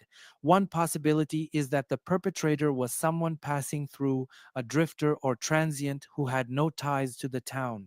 This would explain the lack of connections between the Dardeens and any potential suspects, as well as the clean escape after the murders. If the killer was an outsider, they may have been able to disappear without leaving behind any trail that local authorities could follow. In this scenario, the randomness of the crime would make it all the more difficult to solve. Another theory suggests that the killer could have been a local, someone known to the family or the community, but who has managed to conceal their involvement all these years. Given the close-knit nature of Ine, the idea that a neighbor or acquaintance could have committed the murders is disturbing, but not. I I have a strong feeling, and I have that it is somebody that was known by the family, probably very well known by the family. Hey, Donnie, good to see you, brother. Um, and I've thought that for since I first looked at this, that it was somebody that they knew. There's no forced entry. Somebody that was invited in and just took over, and you know what I mean. It's very plausible that that's the case, in my opinion, because of how a lot of these things happen. So, just saying. Not entirely impossible. If the killer was someone familiar with the area and the Dardeens' routine, they might have been able to carry out the crime without arousing suspicion. The lack of obvious motive, however, continues to make this theory difficult to prove. In the decades since the Dardeen murders, there have been significant advancements in cold case investigations, particularly in forensic science. DNA technology has evolved dramatically since the 1980s, and many cases once thought unsolvable have been cracked open through the use of modern forensic techniques. The introduction of touch DNA, familial DNA searches, and advanced forensic databases has allowed law enforcement to revisit old evidence with fresh eyes. While the Dardeen case has not yet benefited from these breakthroughs, there is still hope that, with the right resources, investigators might be able to extract new evidence from the crime scene or find a match in a national DNA database. Cold case investigators today often use advanced technology to reanalyze old evidence, looking for microscopic traces that might have been missed during the initial investigation. In addition to DNA, investigators can now use techniques like geoprofiling, which helps to narrow down the possible locations of suspects based on the geography of the crime. This, combined with modern behavioral analysis, could provide new insights into the identity of the killer.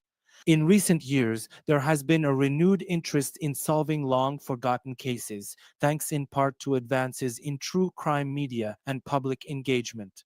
Shows, podcasts, and documentaries focusing on unsolved mysteries have brought public attention back to cases that had once gone cold. For the Dardeen family, this kind of exposure could be a game changer. Increased media attention often leads to new I almost wonder if that was done on purpose, Snooper, just to send a message per se to somebody. I mean, they pulled right up in front of the and left the car right there, right in front of the police station, and it's crazy, crazy, crazy to be able to just do that and walk away. You know what I mean? And still have no idea who it was. That's crazy to me.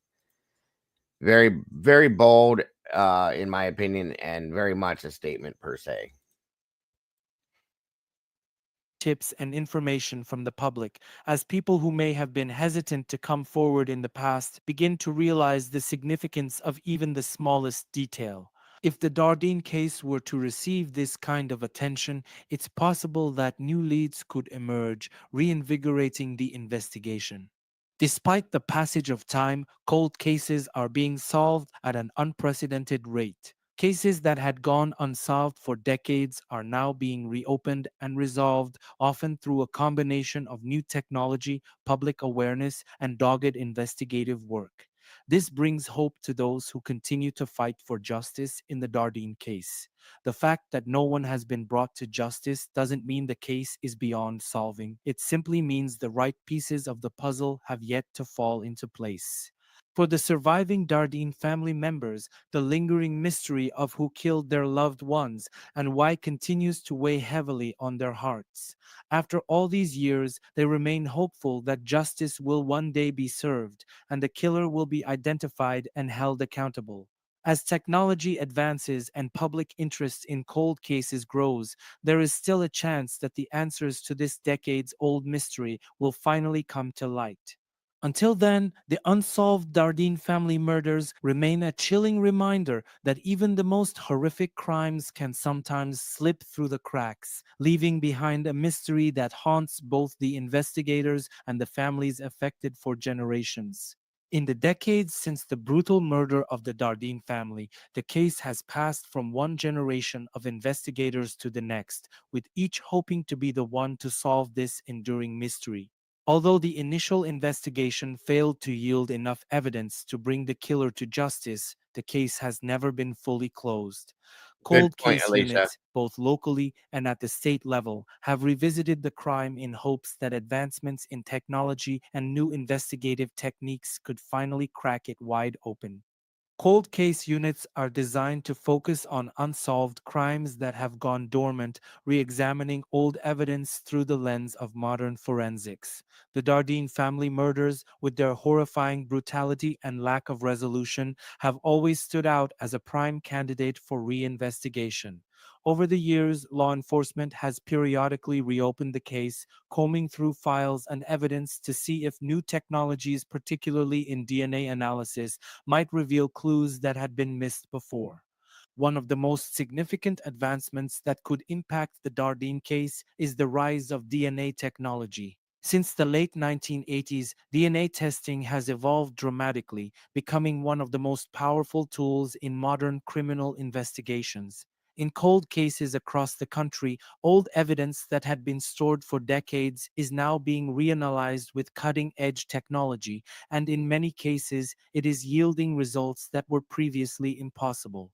In the Dardeen case, investigators are hopeful that DNA left at the scene, whether in the form of trace blood, skin cells, or even hair, might still exist within the physical evidence collected back in 1987. Although initial attempts to find usable DNA were unsuccessful, today's technology could allow for the extraction of touch DNA even from small, degraded samples that were previously overlooked or deemed too minute to test. Touch DNA, which can be lifted from surfaces like clothing, furniture, or murder weapons, requires only a few cells to create a viable genetic profile.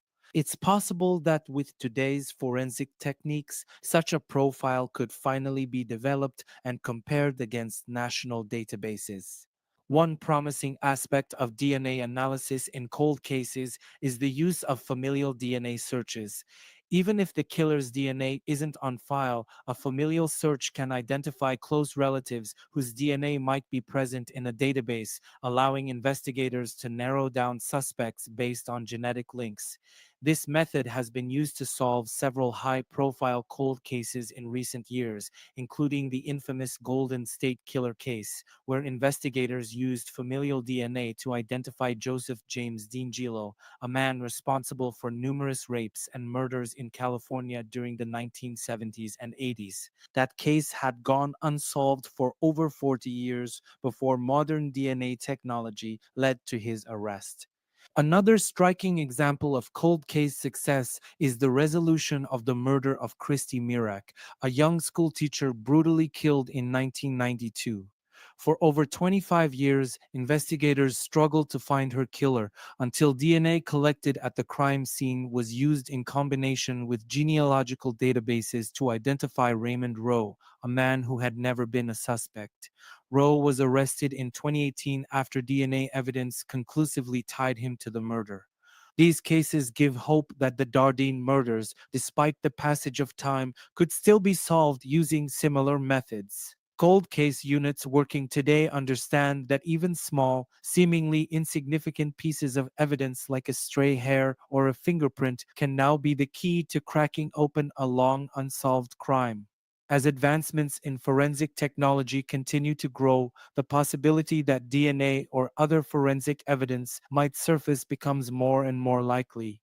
In addition to DNA, cold case units are now employing new tools such as geographical profiling and behavioral analysis. These methods help detectives build a psychological and geographical profile of the killer, identifying patterns in how they might have moved through the area or linking them to other unsolved crimes with similar features. This kind of analysis can help investigators re examine old suspects or identify new ones who were never on their radar at the time. The reopening of the Dardeen case by cold case units has also been bolstered by renewed public interest in solving cold cases. Media attention, true crime documentaries, and podcasts have reignited the public's fascination with long unsolved crimes, sometimes leading to new tips from the public. People who may have been hesitant to come forward decades ago may now feel compelled to speak out, or may even realize that something they saw or heard back then is relevant to the case. Though the Dardeen family murders remain unsolved, cold case units are far from giving up. With each technological advancement, the case files are reviewed and the evidence re examined. Law enforcement remains hopeful that someday a breakthrough will come, whether it's through DNA, a new witness, or a critical piece of evidence that emerges after years of silence.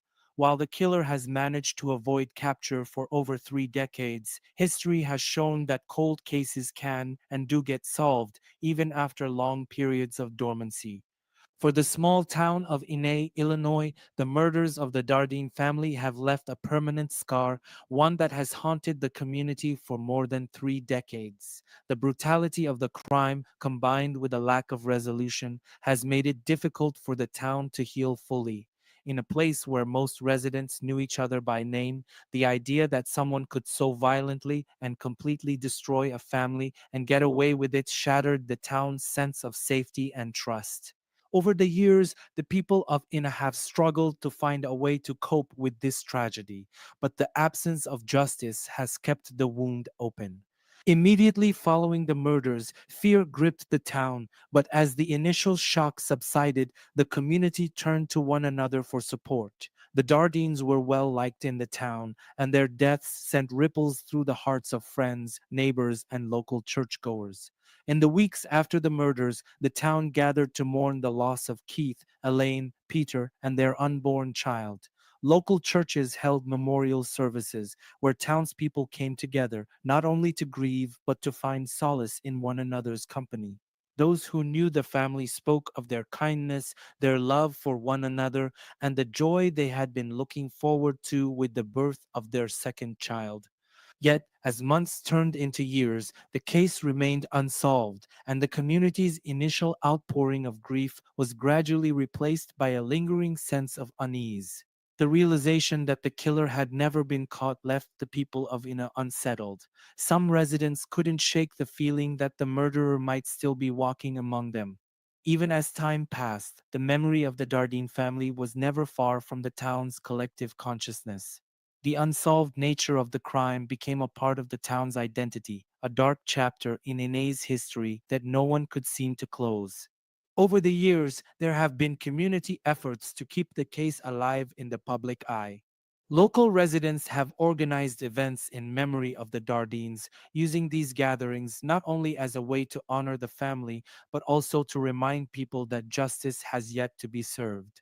Some community members have maintained ties with law enforcement, pressing for updates and pushing for renewed investigations. These efforts, however small, have ensured that the case is not forgotten and that the town continues to hold out hope for answers. In recent years, the rise of true crime podcasts, documentaries, and social media has brought renewed attention to cold cases, and some in Ina have used these platforms to share the story of the Dardeen family murders with a wider audience. These efforts have led to a growing awareness beyond the borders of the small town, with true crime enthusiasts and advocates joining in the call for justice. Local residents who were there at the time of the murders Thank you, or who SRB. have lived with the aftermath have participated in interviews and shared their memories in the hope that keeping the story alive will eventually lead to the discovery of new information. Despite these efforts, the lack of closure has had a profound emotional impact on the community. The murders left an indelible mark, and for many, it's difficult to move on when the crime remains unsolved. People in Inay, especially those who knew the Dardeens personally, often reflect on the horror of that November night and the sadness that has persisted ever since. Without an arrest, the killer's shadow has continued to hang over the town, and the ongoing uncertainty has left many feeling frustrated and helpless. The tragedy has become part of the town's fabric, and each passing year without resolution only deepens the sense of loss. In a town as small as Inay, the deaths of 4 family members, including an unborn child, resonate deeply. The close knit nature of the community means that almost everyone knew someone affected by the crime, whether it was a direct friendship with the Dardeens or a connection to the investigation. The weight of the unsolved murders has created an atmosphere of unease and frustration, with some residents feeling as though the case has been forgotten by the outside world. This sentiment has driven many of the community's efforts to keep the story alive, with the hope that someone, somewhere, might still come forward with the information needed to solve the case. The Dardeen family's gravesite has also become a place of quiet reflection for many in the town. It serves as both a memorial to the family and a reminder of the justice that has yet to be delivered. Local residents sometimes leave flowers or other tokens of remembrance, a small gesture that speaks to the deep sense of grief the town continues to feel. For the people of Inay, these acts of remembrance are a way of keeping the memory of the Dardeens alive, while also holding on to the hope that one day the killer will be found. The emotional toll of the unsolved murders is still felt today. While Ina has carried on with the business of daily life, the Dardeen case remains a painful chapter in the town's history, one that still haunts the memories of those who lived through it. The community has endured, but the lack of answers has left a lingering sense of incompleteness. Until justice is served, the town of Ina will continue its quiet search for closure, holding on to the belief that one day the truth will come to light and the Dardeen family's killer will finally be brought to justice. For the people of Inay, the quest for closure is about more than just finding the person responsible. It's about healing the deep wound that the murders inflicted on their tight knit community. And while they wait for that day to come, the town remains united in its shared grief, its collective memories, and its enduring hope that justice, though delayed, will not be denied forever. In the age of the internet, the unsolved murders of the Dardeen family have not been forgotten by true crime enthusiasts and amateur detectives. Over the years, the case has gained traction in online communities, with countless armchair detectives discussing, dissecting, and theorizing about who could have been responsible for the brutal crime. These internet sleuths, many of whom are passionate about solving cold cases, have taken a deep dive into the details of the Dardeen murders, attempting to piece together the puzzle that has confounded investigators for decades. Online forums dedicated to true crime, such as Reddit's popular Unresolved Mysteries and various specialized subreddits, have become gathering points for those interested in cracking the case. Internet sleuths have pored over publicly available documents, news articles, and interviews, and some have even attempted to contact individuals who were close to the case. While these communities often thrive on speculation, they also offer a collaborative space where people with different skill sets, ranging from research to behavioral analysis, can come together to try and uncover new leads. One of the most discussed theories online revolves around the possibility that the Dardeen family fell victim to a random act of violence by a transient killer. Many internet sleuths have pointed to the fact that the crime took place in a rural area and that the killer could have been passing through, completely unconnected to the family or the town. Given the lack of any clear motive, some speculate that the Dardeens were simply in the wrong place at the wrong time, targeted by someone who was either mentally unstable or a seasoned killer moving from town to town. This theory aligns with the idea of a thrill killer, someone who derives satisfaction from murder itself rather than any personal vendetta or gain. Some internet detectives have connected the Dardeen murders to other unsolved cases from the region and time period, attempting to establish a pattern of killings that might suggest the work of a serial offender. These sleuths have focused on similarities between the Dardeen case and other home invasion murders, noting the methodical nature of the crime, the extreme violence, and the lack of a clear motive. While these connections remain speculative, they do highlight the possibility that the Dardeens could have been victims of a larger spree, one that law enforcement hasn't fully linked together yet. Another popular theory that has gained traction online is the idea that the murders were the result of a personal vendetta or a long buried secret. Some online sleuths believe that the crime was far too brutal to be random and suggest that the killer may have had a personal connection to the Dardeens, perhaps stemming from a hidden conflict that has never been revealed. This theory often leads to speculation about whether someone in the community harbored deep resentment toward the family and carried out the murders in a fit of revenge or rage. However, as with the random killer theory, there is little concrete evidence to support this idea, leaving it in the realm of conjecture. One particularly dark theory circulating among internet detectives is that the Dardeen murders could have been related to satanic rituals or cult activity, a notion that surfaced in the aftermath of the crime during the height of the satanic panic of the late 1980s. Some sleuths have speculated that the mutilation of Keith's body and the murder of the entire family, including a newborn baby, might point to a ritualistic killing. However, most internet detectives dismiss this theory due to the lack of symbols, markings, or other indicators of occult practices at the crime scene. Amateur investigators have also scrutinized Tommy Lynn Sell's confession, which initially seemed like a breakthrough but later fell apart under examination. Internet sleuths have analyzed Sell's claims and compared them to his known patterns of behavior, often concluding that while he was capable of committing such a crime, the inconsistencies in his confession suggest he was more interested in attention than in telling the truth. Many sleuths remain skeptical of his involvement, viewing him as another dead end in the investigation rather than the key to solving the case.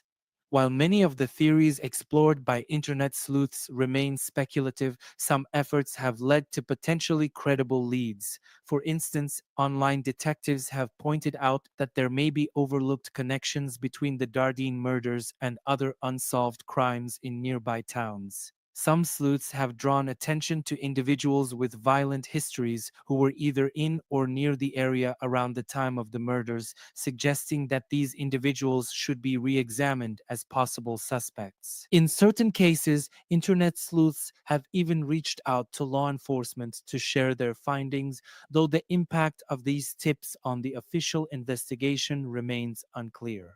Another development that has emerged from the world of internet sleuthing is the use of crowdsourcing to gather new information. Some true crime forums have initiated efforts to track down old newspaper clippings, archived police reports, or witness accounts that may have been forgotten over the years.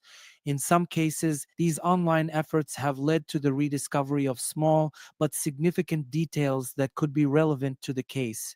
For example, sleuths have revisited the timeline of the murders, questioning whether there were sightings of suspicious vehicles or strangers in the area that hadn't been properly followed up on at the time. Overall, the contributions of internet sleuths have kept the Dardeen case alive in the public consciousness.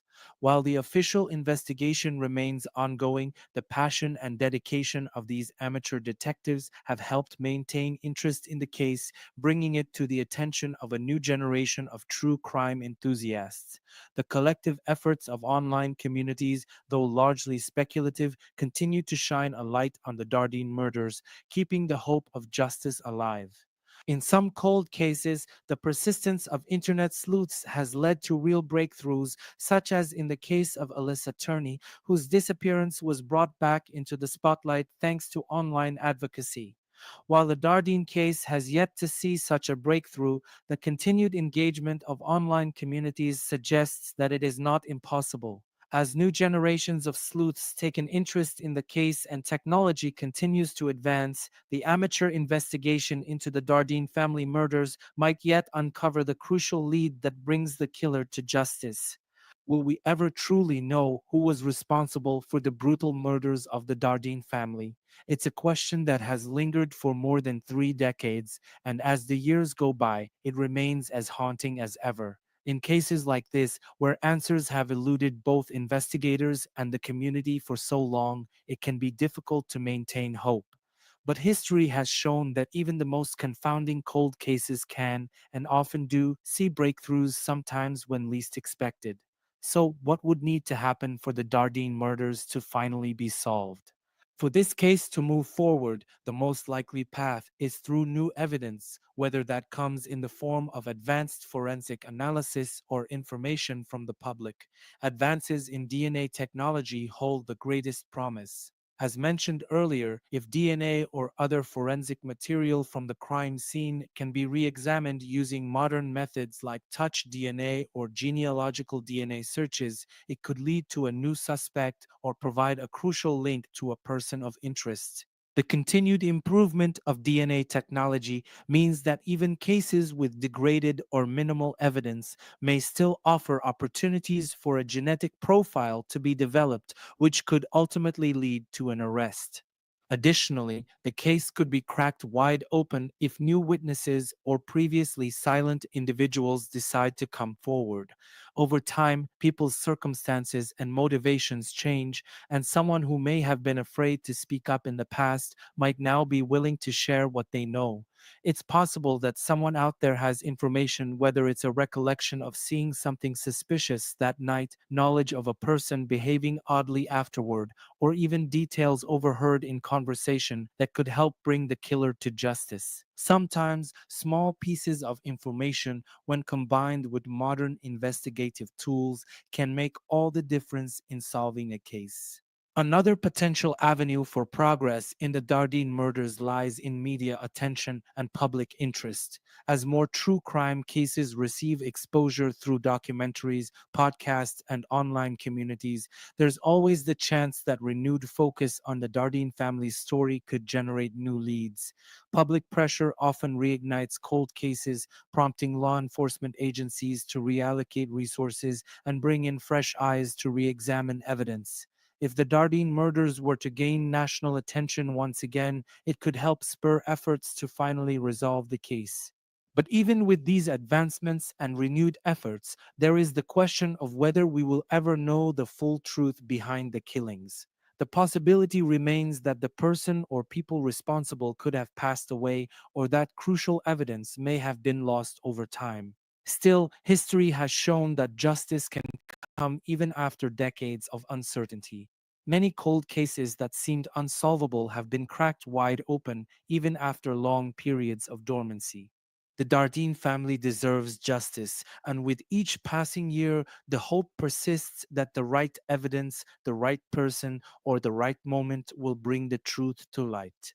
The Dardeen family murders remain one of the most tragic and baffling cases in recent memory, a devastating crime that wiped out a young family, leaving a community in shock and sorrow. Keith, Elaine, Peter, and their unborn daughter were taken in a single night of unimaginable violence, and in the 30-plus years since, the case has continued to haunt the town of Inay and all who have followed their story.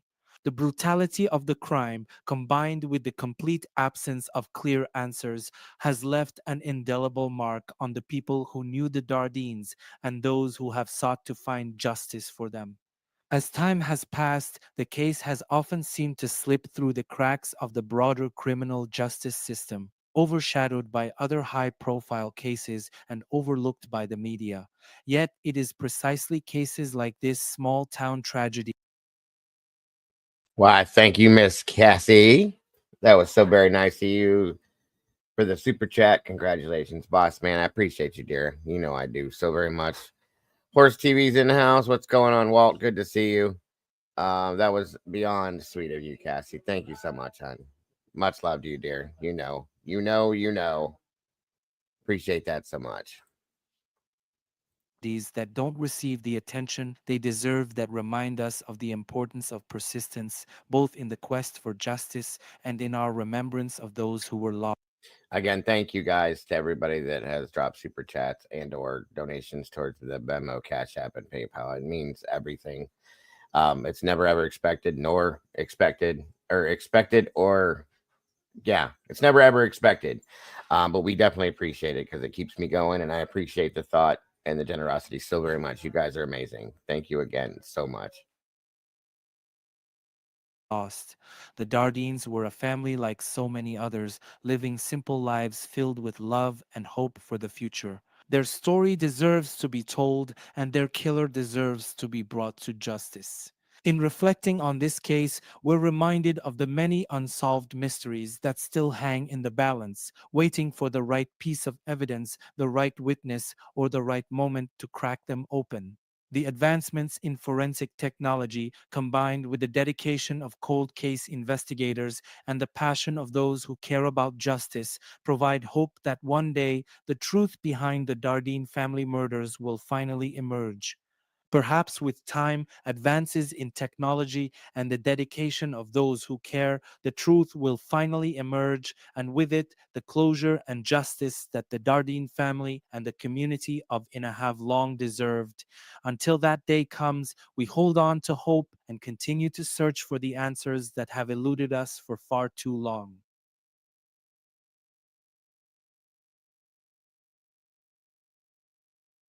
All right, y'all. Sorry, that was very long-winded. He talked a lot more than I thought he was going to, so my apologies. Again, this case is crazy. Like I said, very, very, very, very horrific. And and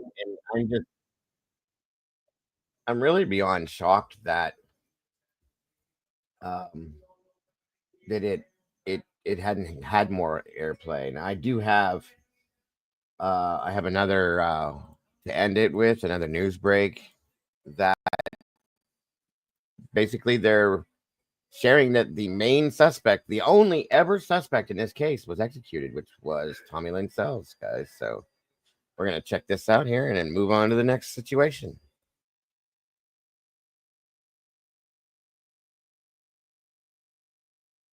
At their wedding, and to find out a few years later they'd been so brutally murdered, and yet we're not any closer to really solving this than we were after it happened. It's Yeah, Walt, it's been a good show. Thank you, sir, very much for being here. very disheartening.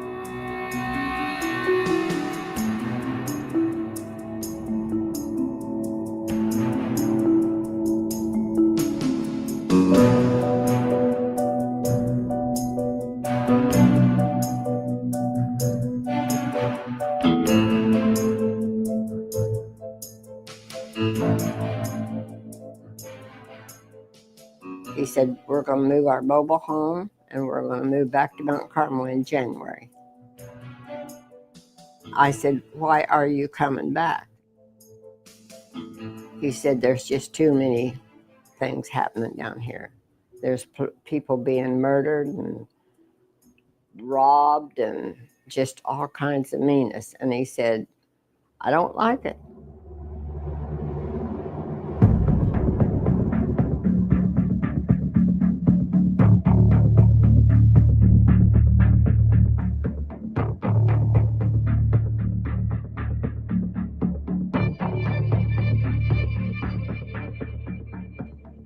The crime happened in this mobile home in 1987.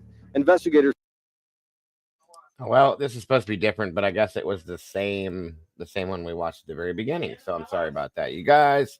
We shall move on. But again, I agree with Alicia. It was so sad because they were so close to getting out of there.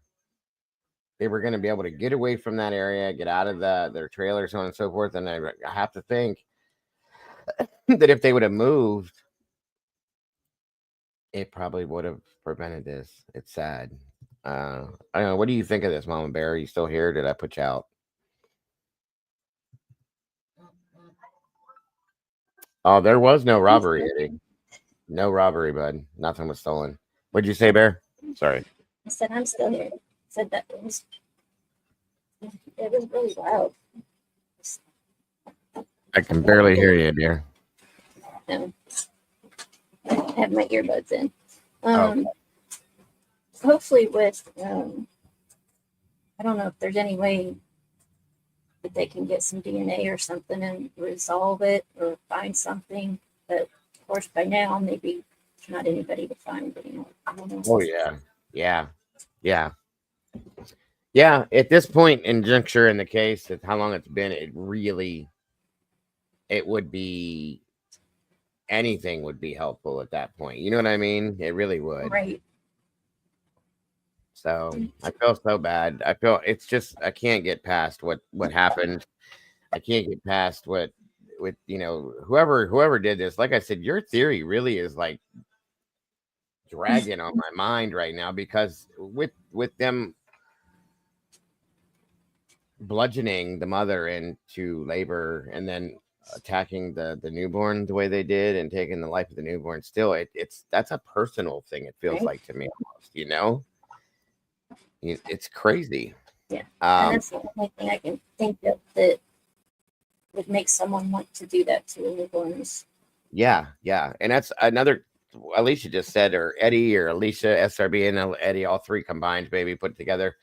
I'm wondering if within this area there were any other murders. I've never looked into that yet, or anything like this that were even remotely close. I'm gonna have to look back and see if I can find anything. They never referenced anything, but you don't know. I don't know. So Right. Oh no, I got you, Eddie. I got you, bud. Understood now. Where was this at? I forgot the name of it. What'd you say? I said, where was it at? I forgot the name of the. Ina, Illinois. It's a town I never even heard of. Ina, Illinois. Very small, like rural town, kind of like where I'm from. You know what I mean? Where I live, I should say. Very country and rural.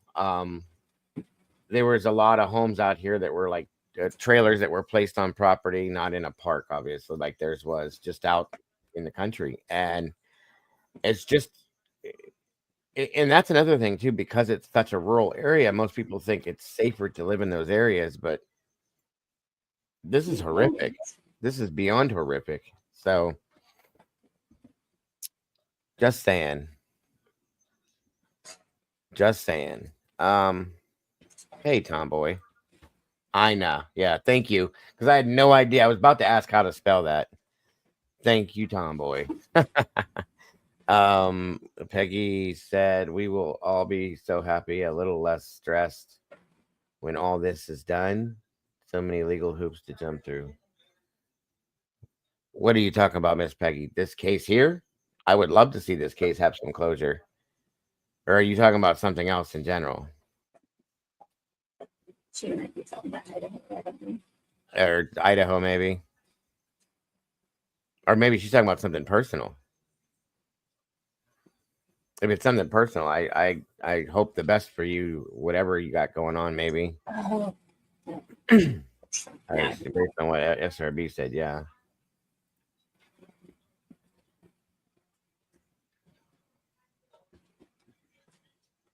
Okay. All right, let me get this one moved around here. Give me a minute. This next one won't be anywhere near as long. I'm sorry, you guys. That was long and just very long-winded. He kept going back into the same. He kind of explained things towards the end of that the same way, the same thing 6 different ways. So my apologies for that. Excuse me.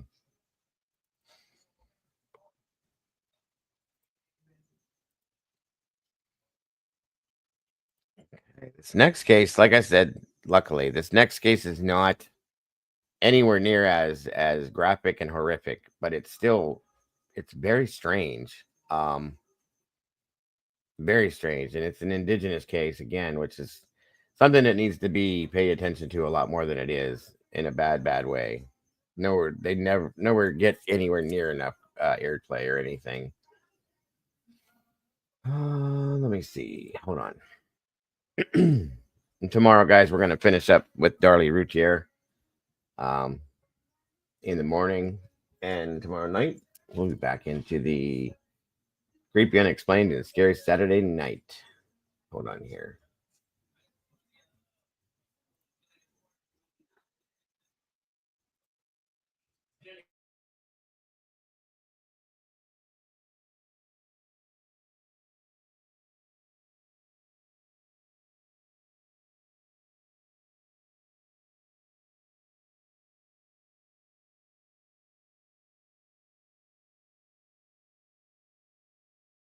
All right, so this next case is about the Jack family. This is out of Canada, by the way, you guys.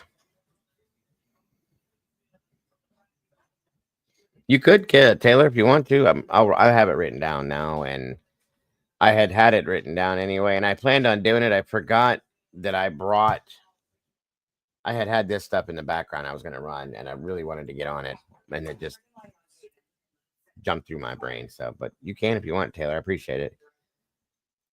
That one was a brain scratch. It was rough, Cap. This one's even more, in my opinion, mysterious. It's very strange and suspicious, and I don't quite get it, but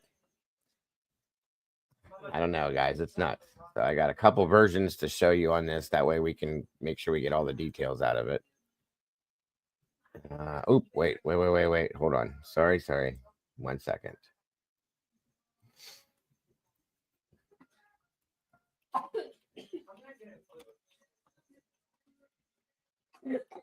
And again, because this was, hold on one moment.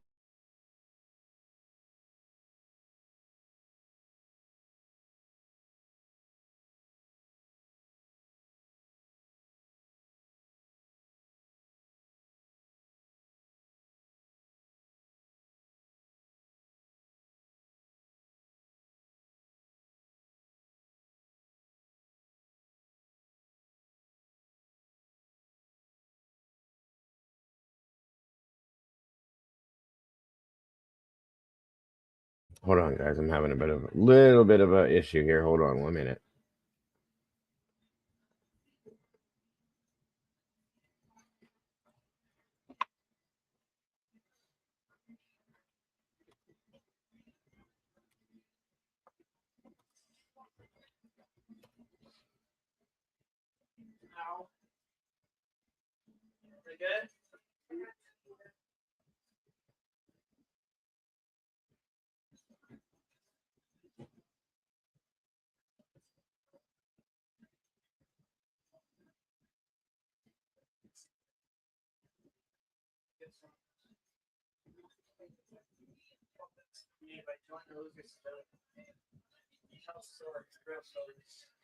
All right, so normally,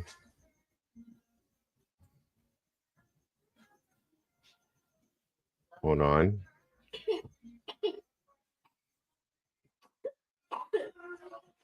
Normally, I would play a news break before it, and I was not able to find one on this, which is very sad to me. And that, once again, this is an Indigenous family in Canada. You would think there would be, and that's sad to me. It makes me sick, actually. So,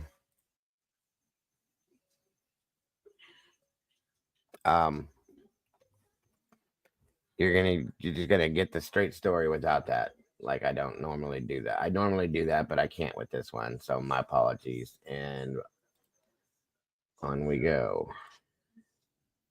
It's really sad. It's really sad.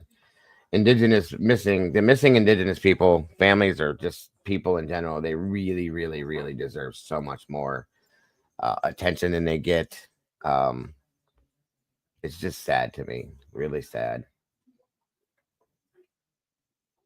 Come on, load up for me here. Load up. Excuse me. Oh, okay. There we go. It's starting to load now.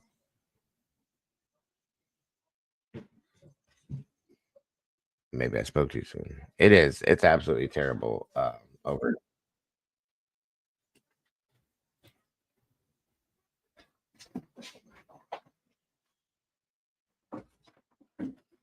Okay, here we go.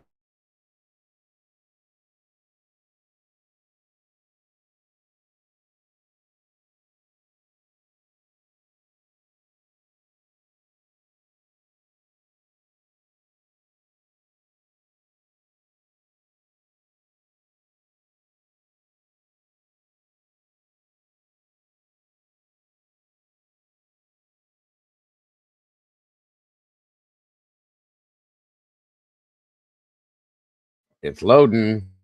It's coming.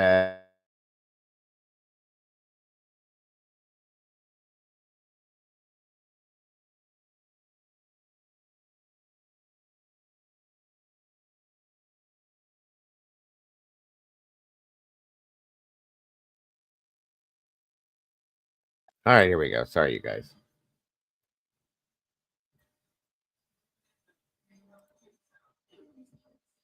But this footage is provided via Abstract, and I want to thank them so very much again for providing this footage.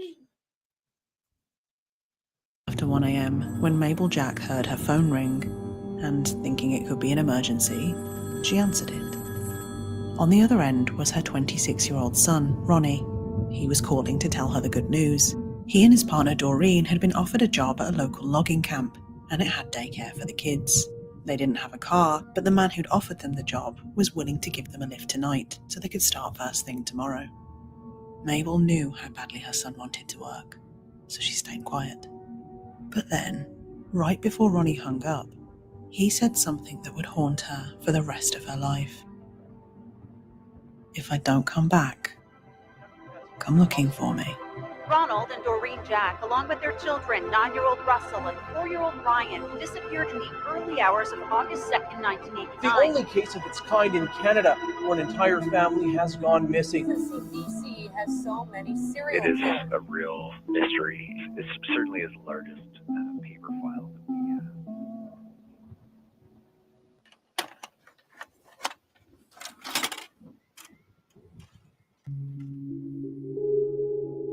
Before we tackle the theories surrounding the Jack family, we first need to understand the sequence of events that took place on the night of their disappearance. And those events start in a bar in Prince George, British Columbia. It was on this night that Ronald Paul Jack, also known as Ronnie, decided to visit his local pub, known as the First Liter. It's safe to say that things had not been going well for Ronnie recently, and he was dealing with his problems the old-fashioned way, by drinking them out of existence. You see, Ronnie had recently lost his job at a local sawmill due to a back injury, and this had put him and his partner, 26-year-old Doreen Jack, and their 2 young children into a less than ideal situation. Ron was the sole breadwinner, but now he was no longer able to work to support his family, and the social assistance they were receiving just wasn't enough. Ronnie was getting desperate. Still, he had a large extended family that were helping where possible, so things could have been worse. And they were about to be. He just didn't know it yet. At some point in the evening, it's not known when exactly, a man unknown to both staff and regular patrons entered the bar. This man would change everything. He was described as Caucasian, in his late 30s, heavy-set and tall with reddish-brown hair and a full beard. He was wearing a baseball cap, a red checkered work shirt, and a blue waist-length nylon jacket with an orange logo on the front. Witnesses would report how this unknown man and Ronnie would get talking, and after a while, the two would be seen leaving the pub in the man's dark 4x4 pickup truck at around 11 p.m. Together, the pair would make the short 350-metre journey to the Jack family home at 2116 Strathcona Avenue. Now, when they arrived back at Ronnie's house, Ronnie would introduce the unknown man to his partner, Doreen Jack. Doreen was described by those who knew her as funny, easygoing, and nurturing, so it's likely that she would have been fairly receptive to the good news that Ronnie was about to tell her. This unknown man had offered them both well-paid jobs at a local logging camp, about an hour west from their home. Ron would be bucking logs, and Doreen could work as a camp cook. And since the camp's location was remote, and neither Doreen nor Ronnie owned or had access to a car, the man had also offered them both a ride back to the camp. But the job started tomorrow, so they'd have to leave with the man tonight. And considering their desperate financial situation, Doreen agreed. There was just one small problem. Ronnie and Doreen had 2 young children, 4-year-old Ryan and 9-year-old Russell, and Russell was due to start school in a few weeks. So at 11:16 p.m, phone records show that Ronnie called his brother. During this conversation, he would tell his brother about the job. It would be for about 10 days, but possibly up to 2 weeks, at a camp near Bednesty in the Cluckholes Lake area, approximately 40 kilometres west from Ronnie and Doreen's house in Prince George. He then asked his brother if he would be able to look after the kids, and his brother declined. But it would seem that this unknown man had a solution. The children can be looked after at the camp. Reluctantly or not, it seems that this highly unusual offer was agreed to. And at midnight, Doreen's cousin would stop by the house to witness her packing supplies for a few weeks and the unknown man inside the property. Doreen's cousin would stay for about an hour, and it's from him that we have the only physical description of the man. At 1:21 a.m. on Wednesday, August 2nd, phone records confirm that a call was made from the Jack family residence to Ronnie's parents' residence in Burns Lake. Mabel, Ronnie's mother, has stated that during this call, Ronnie explained that he had been offered a well-paid job and that he was taking the family with him since the camp had daycare, but that they would need to be back before school started for Russell in September. Mabel immediately felt like something was off, but since Ronnie had been so desperate to work, she didn't say anything. And then it got stranger, because Ron finished the conversation with, quote, "If I don't come back, come looking for me." Doreen's cousin left at around 1:30 a.m, just as the family were leaving. It maybe. That's a good question. I mean, yes, we're not on that topic right now, but yeah, it's an interesting. I know I would want to hear anything he would have to say. So it's a good question, James. Very interesting, and I'm very interested to see hear what that whole statement was about, possibly. So I hope he does, to be honest with you. The only other sighting of the family that night would be Doreen's sister, who had dropped by to speak to Doreen, but had decided not to interfere when she saw the family loading the car. She didn't suspect that any harm was coming to the family, but she would later state that something told her that she'd better stay away. She had no idea what was about to happen. Nobody did. And with that, the man drove the family off into the wilderness in the middle of the night. It was, we know now, the beginning of the end.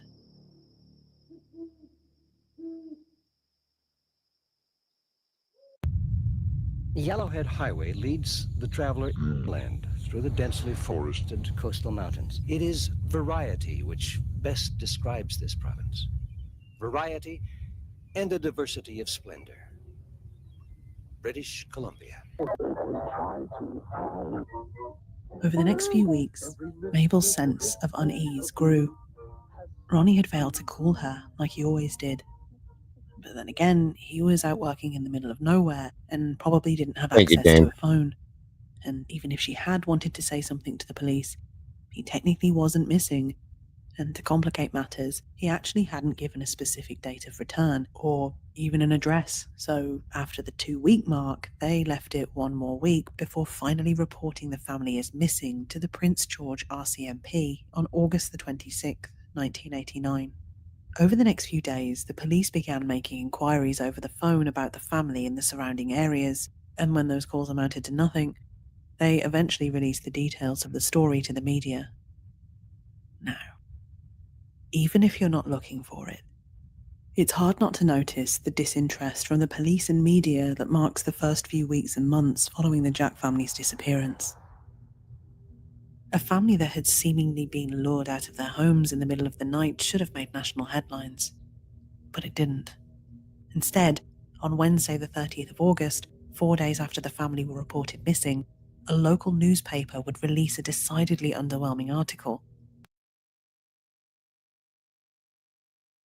And this is what's disgusting to me.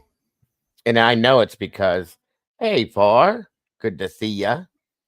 Wonderful to see you today from down under. Thank you for joining us. Appreciate you. This is what burns my ass, guys, and it disgusts me. Look at this article. It's this big in a newspaper. That's all these people got. That's all they got. Again, because they, just like every other indigenous case I've ever looked into, they're unimportant. Nobody seems to care. It's not important enough to put on the front page of the news or on the news itself. But we have, other cases that we've all covered that we know make national, even world news that are known about in Africa and China and Japan. It's disgusting. This is the only coverage that was ever put out.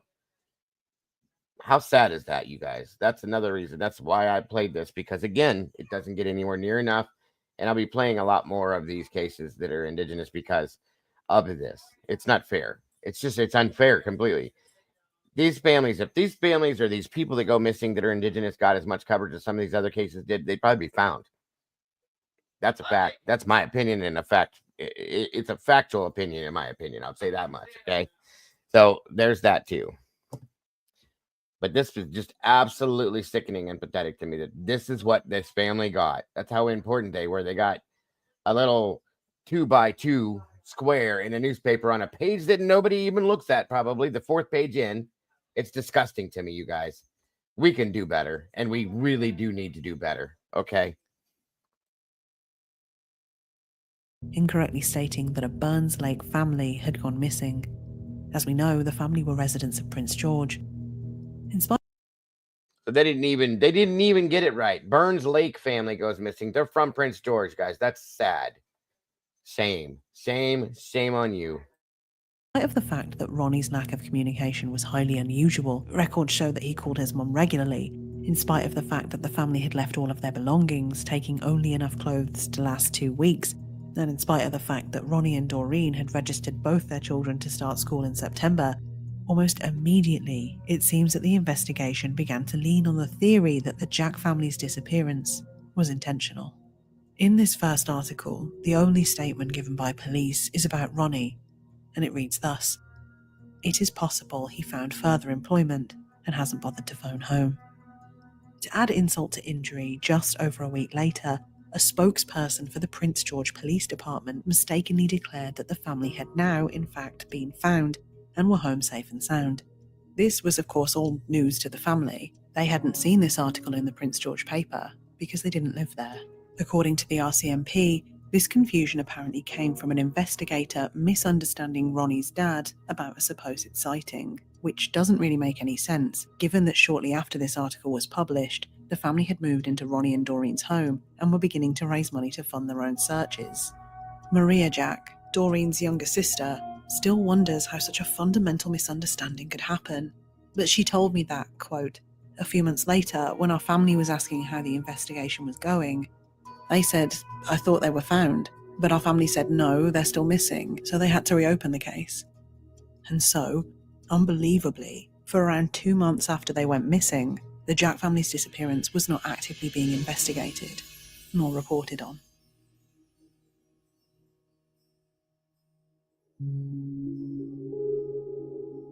Nonetheless, it does seem that at some point in October, investigators had both talked to workers at local logging camps and performed basic aerial and ground searches in and around the Prince George area. Thanks again for joining us and for being here for our queue. It's wonderful to have you here. Thanks. But unsurprisingly, with no specific address for the logging camp and only a vague description of the unknown man, they turned up empty-handed.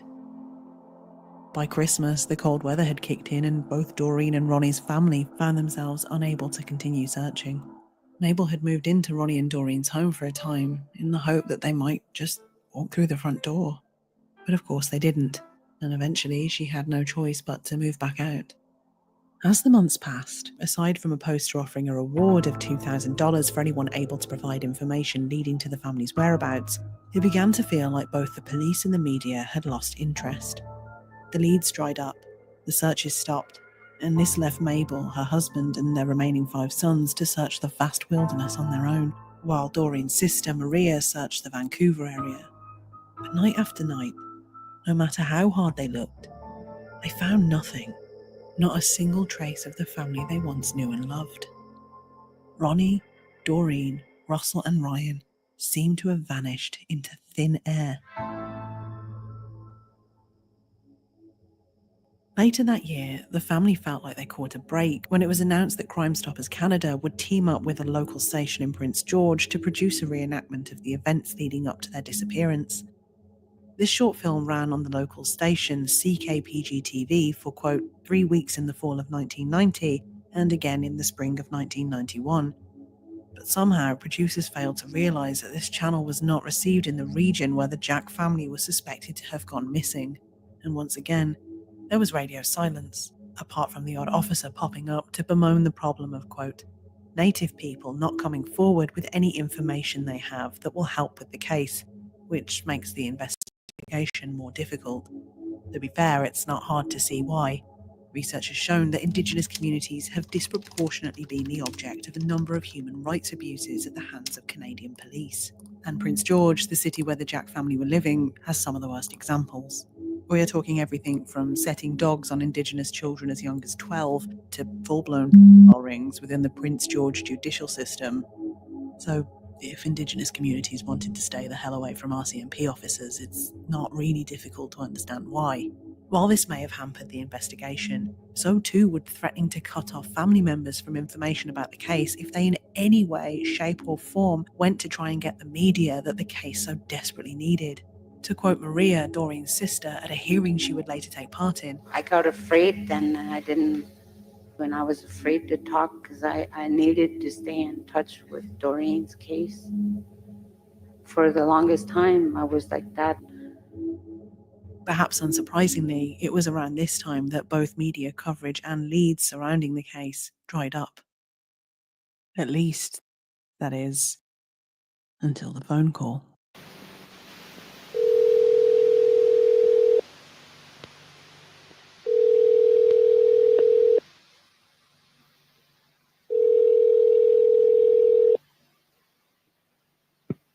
RCMP. The Jack family are buried at the south end of Gordon's Ranch. Is it regarding the Jack family?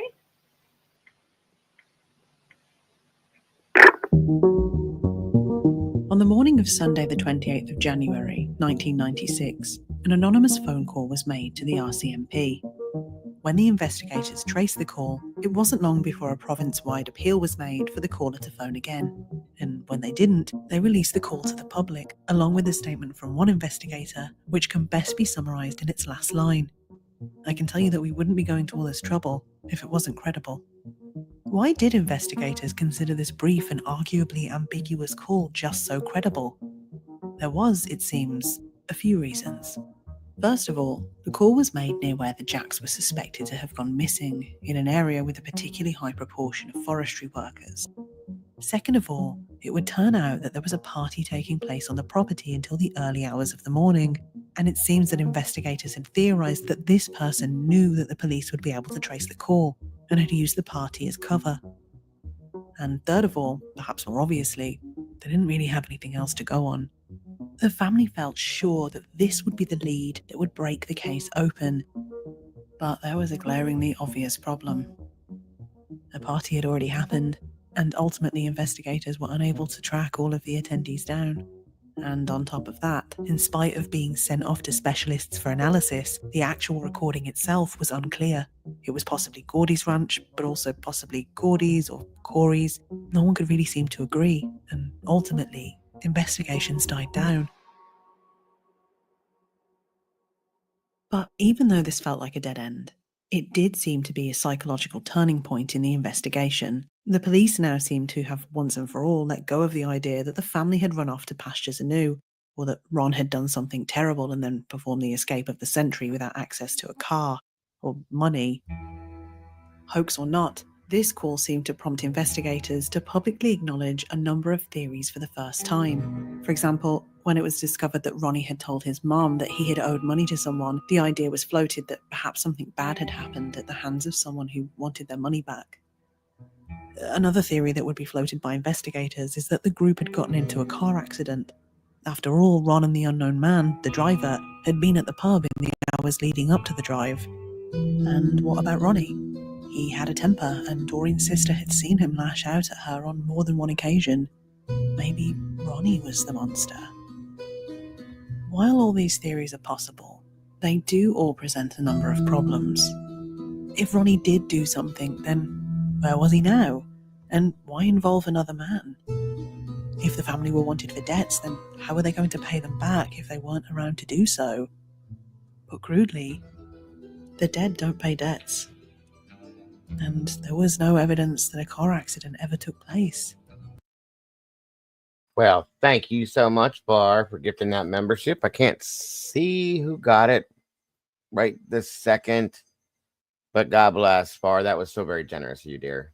Much, much appreciated, and thank you so much. Did somebody named Callie get it? Hold on. Yeah. Is it Callie? They received it? Thank you so much again, Far. So very generous of you, dear. Enjoy them kitties. Thank you. Thank you. Thank you. God bless. If this unknown man was who he said he was and he had the means to hire people, then surely his absence would have been noticed. But no one fitting this description was ever reported missing. In the end, the police concluded that given the network of loggers, hunters, and people working in the bush, a wreck would have turned up by now. And it hadn't. It didn't matter what way they looked at it. The Jack family's disappearance was still a complete mystery. How? Many found themselves asking. How can an entire family just vanish? But that's a trick question. Because they don't. It's important to remember that an entire family being taken is not just unlikely, it's incredibly rare. But even though the Jack family's disappearance was an anomaly in that regard, it was part of what was becoming a terrifying pattern that, to this day, authorities are still struggling to make sense of. And that brings us to the next part. Because there's another important piece to this puzzle. And to put it all together, we're going to need to take a closer look at a road known as Highway 16.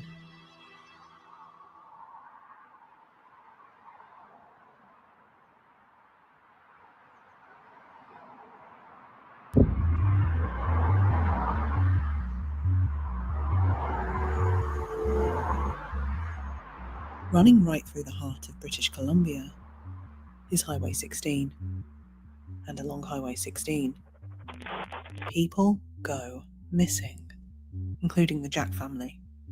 How many others have gone missing is actually a matter of debate, and it depends on who you ask. Official numbers state that 19 men and 18 women have gone missing or been murdered along the route since 1970.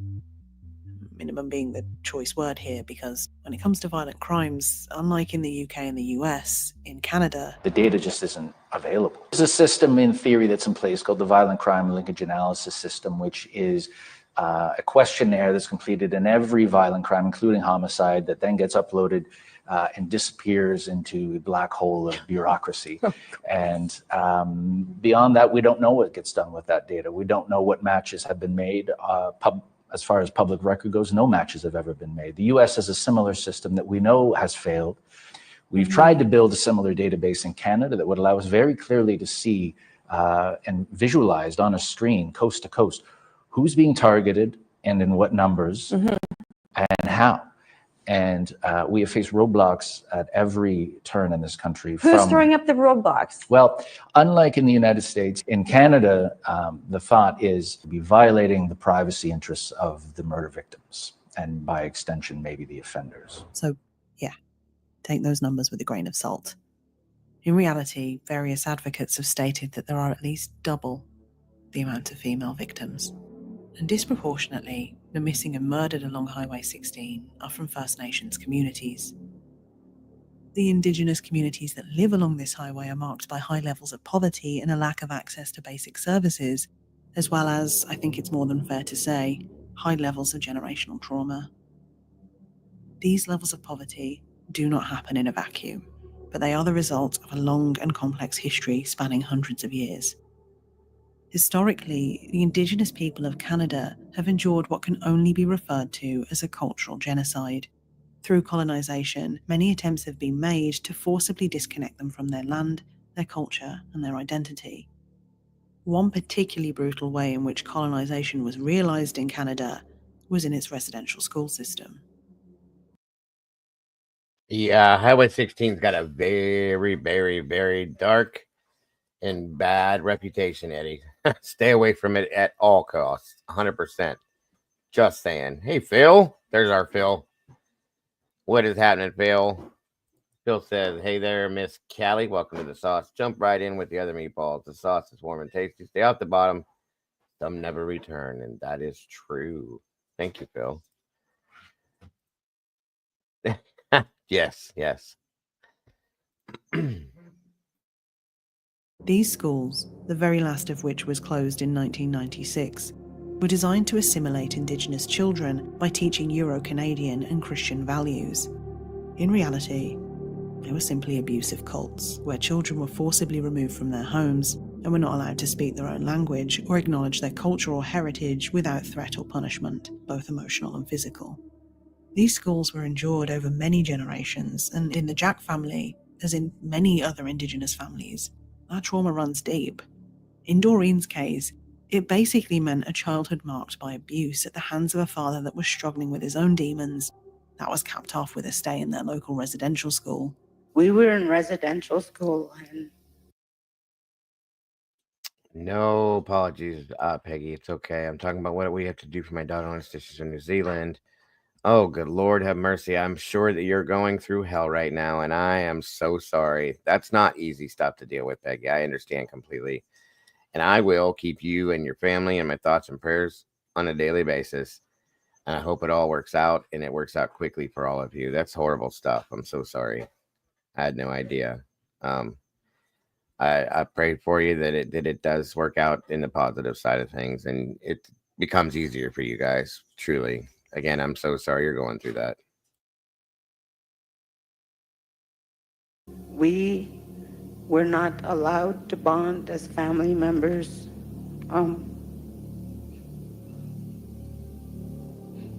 I'd be sitting in the same room, and if we talk to each other in our if we're in the same room and we're talking to each other and bonding as family, the nuns would grab us by our ear or something and pull us apart and tell us that's not permitted, really scold us and tell us that you're not allowed to do that here.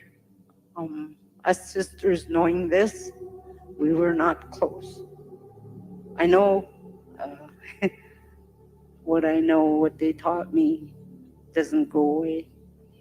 Before continuing to look at the situation on Highway 16 and those that find themselves its victims, it's important it gets put in its appropriate context. The decision to not immediately challenge police conclusions when a loved one goes missing, or the decision to hitch a ride with a stranger to make a bit of money, a common occurrence on Highway 16, may not make a lot of sense to you. But when you are faced with a lack of alternative options and a lifetime of abuse at the hands of those that should have protected you, the police included, it does make sense. It doesn't start on Highway 16, but for many, that's where it ends. Because too often, having been forced into taking these risky decisions, these victims then find themselves alone on what has been called the Highway of Tears, a 725-kilometre westbound stretch running from Prince George to Prince Rupert. To call this place remote is an understatement. This is not the kind of place you want to find yourself alone with a stranger. Yet, that's exactly what seems to keep happening. This road has become so infamous that if you travel on the road today, you'll see huge billboards that read, "Girls, don't hitchhike on the Highway of Tears. Killer on the loose." That's a deliberate choice of words. By 2005, things had gotten so bad that the RCMP were forced to launch an official investigation into whether or not there are multiple serial killers operating along Highway 16. And the only substantive conclusion investigators were able to draw was that it's definitely not a single serial killer. In the years since, a number of experts have been calling for Canadian authorities to... Yeah, with many and many cases I've looked at about Highway 16, the Highway of Tears, whatever you want to call it, many other people have looked at it. There are multiple upon multiple cases that involve this situation, and there's no way it's one person. It's many people, and it's really crazy. Exactly, Cap. Exactly. And they to put signs up that says do not hitchhike here, do not do that. I mean, come on, guys, it's crazy. So yeah, think about that.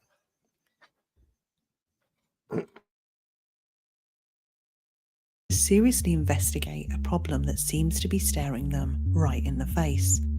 British Columbia has an unusually high number of missing persons cases. And like everywhere else in Canada, It's Indigenous people who are disproportionately affected. However, since coming to this official conclusion, investigations seem to have slowed to a grinding halt. Not that it matters in the case of the Jack family anyway, because being an entire family, they didn't fit into the pattern that was being investigated at the time, even though, officially at least, an equally alarming number of boys and men have gone missing along Highway 16. And that's the thing with the Jack family. Somehow, their disappearance just always seems to fall through the cracks.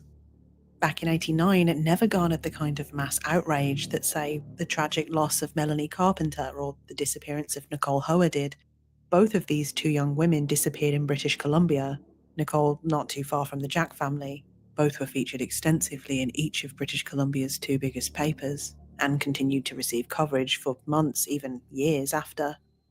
By comparison, in the same papers, the Jack family got a grand total of 0 articles. They didn't feature on the cover of the two biggest papers in the region in which they lived in the year after their disappearance. I know because I didn't trust the search results initially, so I checked each front page manually. But the initial search wasn't wrong. Those articles just weren't there. In fact, they weren't mentioned at all in regional papers until the phone call in 1996. And even then, you can count the number of articles on one hand.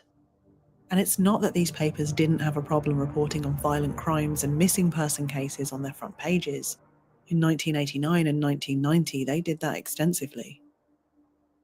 But only if those affected were not native. Media speculation is a double-edged sword. Nobody expects anything like this to happen. Too much can be bad. The attention that it's got. But make no mistake, It's very surreal. its absence is telling. It tells us that some people are worthy of shining a light on, while others belong in the shadows. It's one of the more insidious ways in which institutional racism works. Sometimes it isn't overt. Sometimes it's simply the act of depriving others of our attention and empathy. I know I'm not saying anything revolutionary here that hasn't already been well established. But given everything we know about how institutions have dealt with missing and murdered Indigenous people, and given everything we know about those who go missing along Highway 16 and the many concerns that experts have about serial killers potentially operating along it, many have found themselves coming back to the same question. Just who did the Jack family run into that night? There's good data going back to the 90s about the preferred occupations of serial killers, or at least the recurring occupations of serial killers. And truck driver, as recently, is recognized and still is as the third most prevalent occupation among what we call semi-skilled serial killers. The only ones ahead of in that category are actually a arborist or a forestry worker. Certain jobs offer opportunity to motivated offenders. The pretext of lawful employment allows you to be that stranger using the highways, frequenting places that we call crime attractors, where a motivated offender can know they can travel to find what they're looking for. And in many cases, that's people, it's vulnerable people. There's a recognized set of ways that offenders typically get a victim into a car or control a victim. So the vast majority of commuter killers use what's actually called a ruse-con-based approach. And this is recognized actually in criminal analysis or profiling. So some type of story or lure to get them in the car, either of a ride or money or what have you. Given the available research on serial offenders, I can't help but wonder, is it a coincidence that this strange man should happen to find himself in a local dive bar on the edge of town where not a single person would recognize him? Is it a coincidence that the bar just so happened to be a 30-second drive from a turning onto Highway 16? And given the ad hoc nature of the job offer, the ambiguous location of the camp, the complete lack of witnesses outside the Prince George area, and the fact that most forestry workers interviewed were baffled by the idea of daycare at a logging camp, what are the chances that the job was real in the first place? And if it wasn't, then what kind of person would be able to lie to multiple people over the course of several hours, never giving themselves away, not even once? you have to wonder if this kind of behaviour implies confidence or experience. Now, just because the unknown man lied, that's not to say he wasn't a forestry worker. On the contrary, the fact that he was able to tell a lie convincingly enough to Ronnie, someone with experience of forestry work, suggests otherwise. That's just one other small detail that I found buried in the archives. It's mentioned in one source from a student researcher who clearly had access to the case file back in the early 90s. The logo on the unknown man's jacket read Husqvarna, suppliers of forestry equipment. If this is true, then the unknown man was most likely not lying about working in the industry. So, doesn't this mean that the job offer was most likely real? If he was lying, then why would he openly discuss his occupation in a public space? Isn't that incredibly risky? Well, maybe. But to play devil's advocate, who's to say this man was smart? Or concerned with being particularly careful? Maybe all he needed to get away with this wasn't his superior cunning, but dumb luck, and a few apathetic institutions still struggling to intellectualize their deeply problematic beliefs about native people. There are a plethora of explanations that have been offered over the years, from a work camp accident to human trafficking. Some have even proposed that the presence of this unknown man at all may be a red herring, and his involvement that night may be an unfortunate coincidence. But then, why hasn't he come forward to clear his name? And why did Ronnie tell his mom to come looking for him? Was this a flippant joke, or was it something more sinister? It is so easy to spiral in a case like this, and in the absence of a crime scene, no explanation can ever be ruled out. And the fact is, we may never know either way. Because in the years that followed, the police never would find anything that led them to the Jack family. Investigators have received a number of calls and tips about the family being buried in or around a ranch over the years, and have even carried out a number of digs, but in the end, no trace of the family has ever been found. It's been 34 years since the Jack family were last seen. That's a long time for a family to go without answers. To quote Maria, Doreen's sister, "I've been told to forget about them, that I'll never find them, and that I need to let it go. I've been told by the RCMP that there may never be justice. That may be so, but I believe that the truth always comes out." Will we ever find out what happened to the Jack family? I have no idea, but somebody does. And whoever that person is, chances are they're still out there.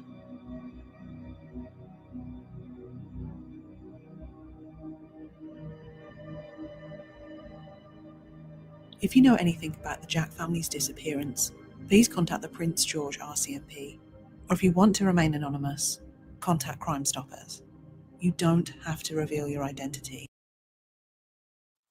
Josie, I was just saying your name to say hi to you very loudly. That's all. No big deal. You can remain anonymous.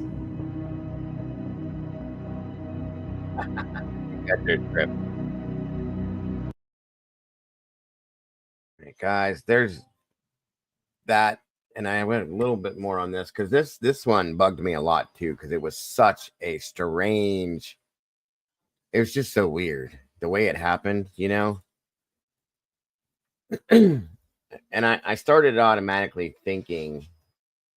Well, I started thinking about human trafficking at some point, but then the fact that, well, then again,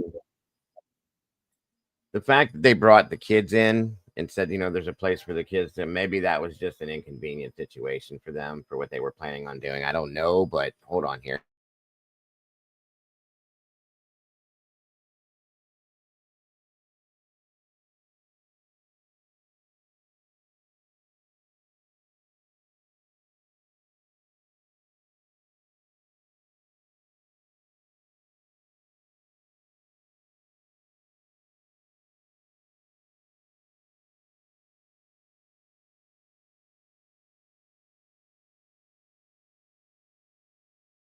Like I told you, There is nothing about this family put out there, you guys, and it's absolutely insulting, disgusting, and sickening to me. Brian, Bry Guy, good to see you, sir. Thank you for joining us.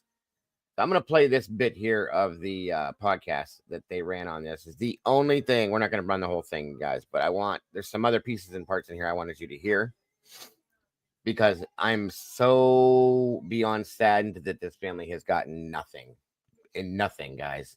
Absolutely nothing. That's horrible to me. So we're going to hear this real quick and move on. I wanted to start something with good because we're obviously talking about kids today. And I just get so sad when we talk about anything bad happening to kids. Yes, this won't be the first time we've had tragedy befall a family, but we talked about the Jameson family. This is even more bizarre and even more tragic. We're talking about a family of 4 today, and we're returning to the Highway of Tears. Those of you who remember that episode, as we were going through it, there was a point where we talked about Project EPANA, and we talked about sort of the criteria for that. And the criteria was pretty narrow. Had to be female, had to be engaged in some sort of risky behavior, disappeared in a certain area of the Highway of Tears. But we said there are other cases too. And as we were going through them, we mentioned there was one case of the disappearance of the Jack family. And that was striking that you would have an entire family disappear. And so we looked into it a little bit with the help of Madison, our awesome researcher, and decided we wanted to do an entire show on it. And I got to tell you, if you thought the Jameson family tragedy was bizarre and unusual, this one will blow you away, because as little as we know about that case, we know worlds more than we know about what happened to the Jack family. And this is going to be another one of those episodes that's probably going to make you a little mad, because how it is possible for an entire family to disappear under the circumstances in which they disappeared, and there be so little attention on it from the media, from the police, really from anybody, is mind-blowing. I know, I think that's absolutely right. Listen carefully to this story, because this is not like other cases of missing people, missing families that we've covered.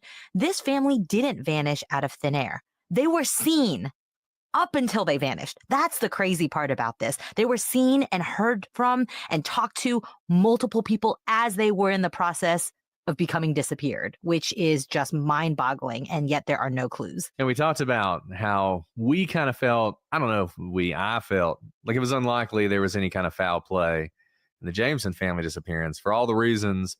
So rare to have someone target an entire family. Just, it seemed unlikely. In this case, it seems like that's exactly what happened. So let's dive into this case, because I do want to cover the whole thing, hopefully in one episode.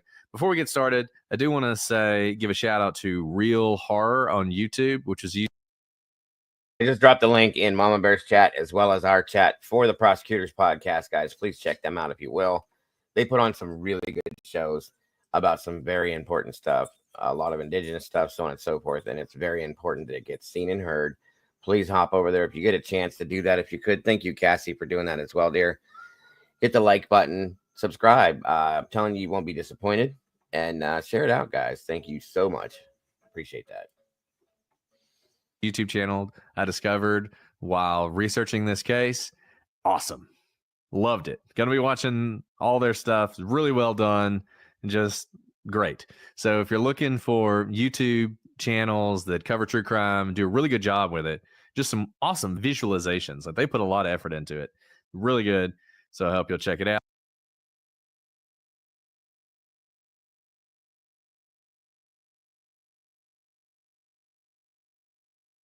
You know what? You're right, SRB. I can't do it. So, Cass, if whoever's a moderator over there, please do that if you will. I think she forgot to moderate me over there, so it's okay. It's okay though. Yeah, if you one of you mods, could you please drop it in Mama's side too, please, and thank you. I appreciate that. No mods over there. Oh my goodness gracious, Miss Sherry's not there. Oh no, Mama Bear. We're going to have to fix that and make sure one of us are mods. Okay. Well, guys, if you can see it from my side, please take the link. Check it out. Please and thank you. We'll figure that out later, you guys. It's up on my screen as well. No worries. Gotcha. I just realized that Miss Sherry's not here. And Molly's not here. Gotcha. All right, no worries. No worries, no worries. We got it. Out the episode on the Jack family is called The Family That Vanished. So Still Ronnie watching, and Brian. Doreen Don't think Jack I'm were both not. born in 1963 on the Cheslata Reserve, which is a small village in rural British Columbia, Canada. From the start, life was a challenge for both of them. They were both First Nations members and were faced with many of the same issues that swept First Nations communities at the time. And you've all heard of those problems: alcoholism, unemployment, poverty, and efforts to, I don't know exactly how you would describe it, but to separate people in First Nations from their culture and sort of assimilate them into Canadian culture. This is something that happened a lot going into the 70s in Canada, and this was something they were experiencing as well, and it was something that led to a lot of generational trauma, which you're going to see as we talk about this. Ronnie Jack had always been characterized as a complicated individual. He grew up as one of 6 boys. He loved the outdoors, hunting. Very much so, Raquel. A lot of indigenous families and just people in general have gone. These people are First Nation. There's a lot of First Nation people that have disappeared that have never been looked into. It's so disgusting to me. I can't believe it. As if they just don't exist, and that's, to me, everybody, that's a huge problem. These are human beings. These people, beautiful people. Makes no sense. So we're going to make noise about as many of them as we can to make sure that they get seen and heard, and they're given a voice. That's all I can say. And valued hard work. He also loved music and dancing, and he was outwardly a friendly guy, but he struggled to control his emotions at times, and he was prone to anger and violence. Now, he was extremely close with his mom and maintained this bond throughout his whole life. Doreen Jack's life was tragic from the very beginning. She was one of 3 girls who were raised by a single father after their mother abandoned the family. Her father was an abusive alcoholic who subjected his daughters to physical, mental, and sexual abuse. He reportedly would drunkenly shoot at the girls and force them to sleep outside in the cold. He would also allow his friends to sexually abuse the girls. So, a horrific way to grow up, and unfortunately, as we said, not unusual at this time for a lot of people. A lot of trauma that followed these folks for their whole lives. The sisters were ultimately removed from the home, and you would think, oh, that's good. They were removed from the home, but they were enrolled in the Lejac Residential School, and life there was no better. The girls continued to face physical and verbal abuse from the nuns running the school. The school closed in 1976, and the girls were shuffled around for a while. Doreen ended up in a Catholic high school where she met Ronnie, but sadly, trauma seemed to follow her. It was here that Doreen was raped by a fellow classmate and became pregnant with her first child at only 17 years old. Russell Jack was born on February 25th, 1980. Oh, it's already filled with so much sadness, and we haven't even gotten to our story. And what really strikes me, especially with Doreen's story, is just that they're so young, right? If you're following this, they're born in, 1963, and they're going to disappear by 1989. At 26 years old. But before 26, before really even 18 years old, Doreen has lived a lifetime of abuse at the hands of men. Her own father, her mother left her, which is tragic, in and of itself. But then to be molested and abused in every way that you can be abused by the one remaining parent you have, and then to be kind of ripped from your family, even if it was a horrific family life situation, only to be dealt even more abuse at the hands of strangers and those who are supposed to care for you once you've been removed from an abusive household. You may think you know where the story is going, but it's not quite like that, because Doreen and Ronnie wanted to make something different for their life. They didn't want to perpetuate, what they had endured. So a couple years later, in 1982, Doreen was a young teen mother, but she and Ronnie reconnected and they started a relationship. Doreen and Russell, her son, moved in with Ronnie at his mother's house. And by all accounts, the couple were happy in their relationship and thrilled when they welcomed a son of their own. Ryan, who was born on July 26th, 1985. So this young couple is a blended family with Russell, who's 5 at the time that their son Ryan is born. So 2 boys, 2 young people living with Ronnie's mom. But unfortunately, this happiness was short-lived and the couple's relationship began to crumble. You can imagine a lot of baggage coming in. They're young. They're not, financially independent. They're having to depend on Ronnie's mom for really their entire livelihood so far. And not to mention throwing in 2 young kids into the mix often adds a lot of stress as well. And unfortunately, Ronnie, too, became physically abusive with Doreen. And to cope, Doreen began to drink heavily. At the same time, the couple started facing really significant financial troubles when Ronnie, the provider for the family, injured his back and he was no longer able to continue his work at the sawmill, which is a very physical job. In the late 80s, the family decided to move to Prince George. And though this was a rough area, it was known to be a hot spot for jobs. On top of this, you guys, this family had everything stacked against them, sadly. Everything that could go wrong absolutely did.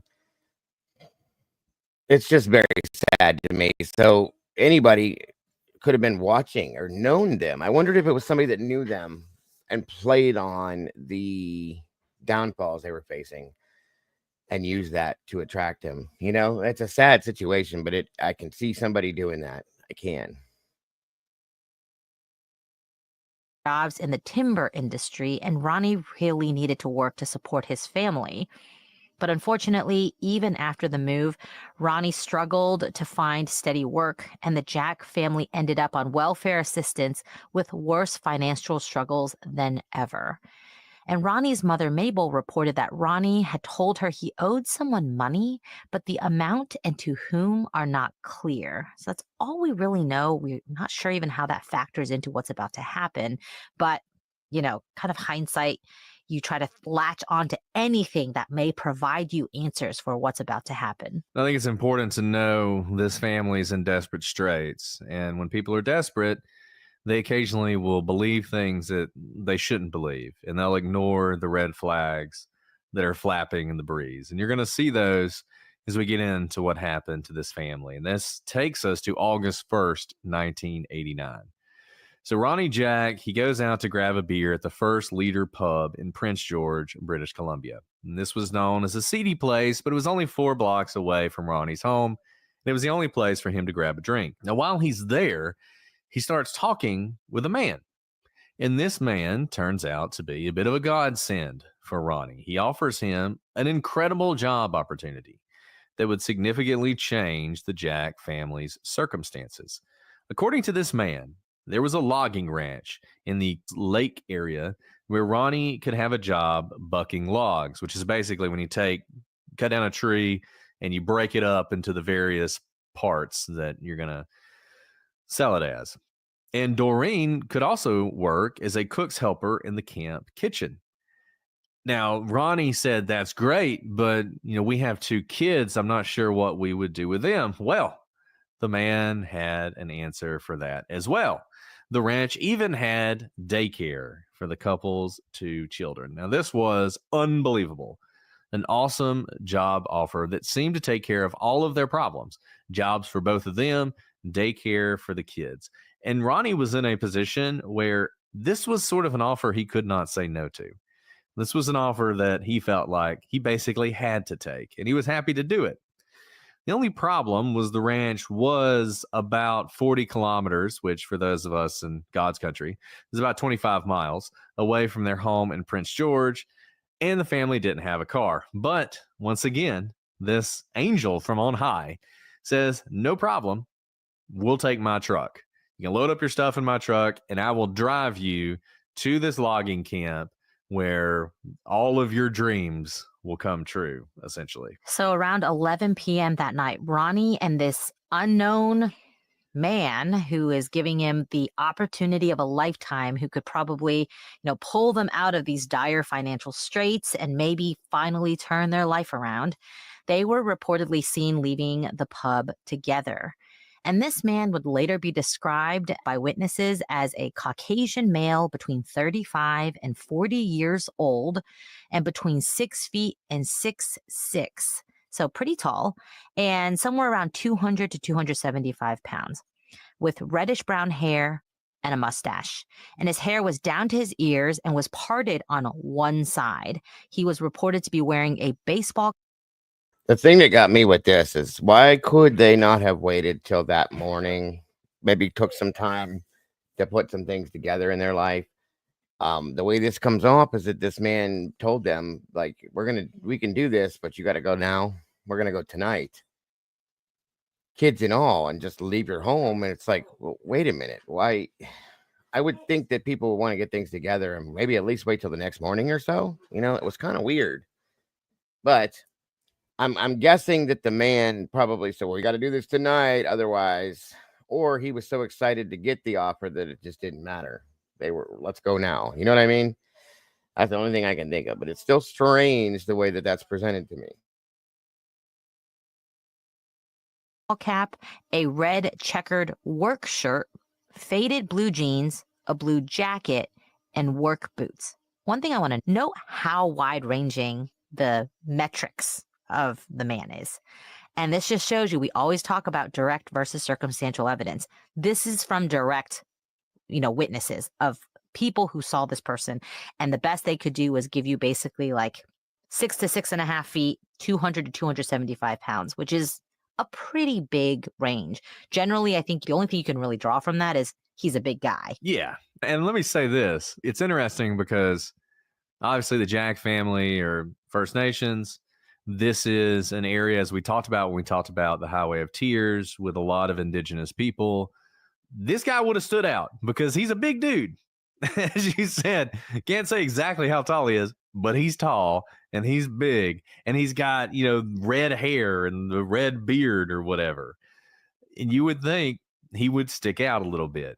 You wouldn't think you'd see as many people who look like this guy hanging out in this pub. And in particular, we know again that Ronnie is First Nation, and you can see a picture of him. He has dark, black hair, brown eyes, much smaller than 6.5 feet tall. And so if you were to see them in a pub, I can see that standing out as well because they look so different from each other, even just by height.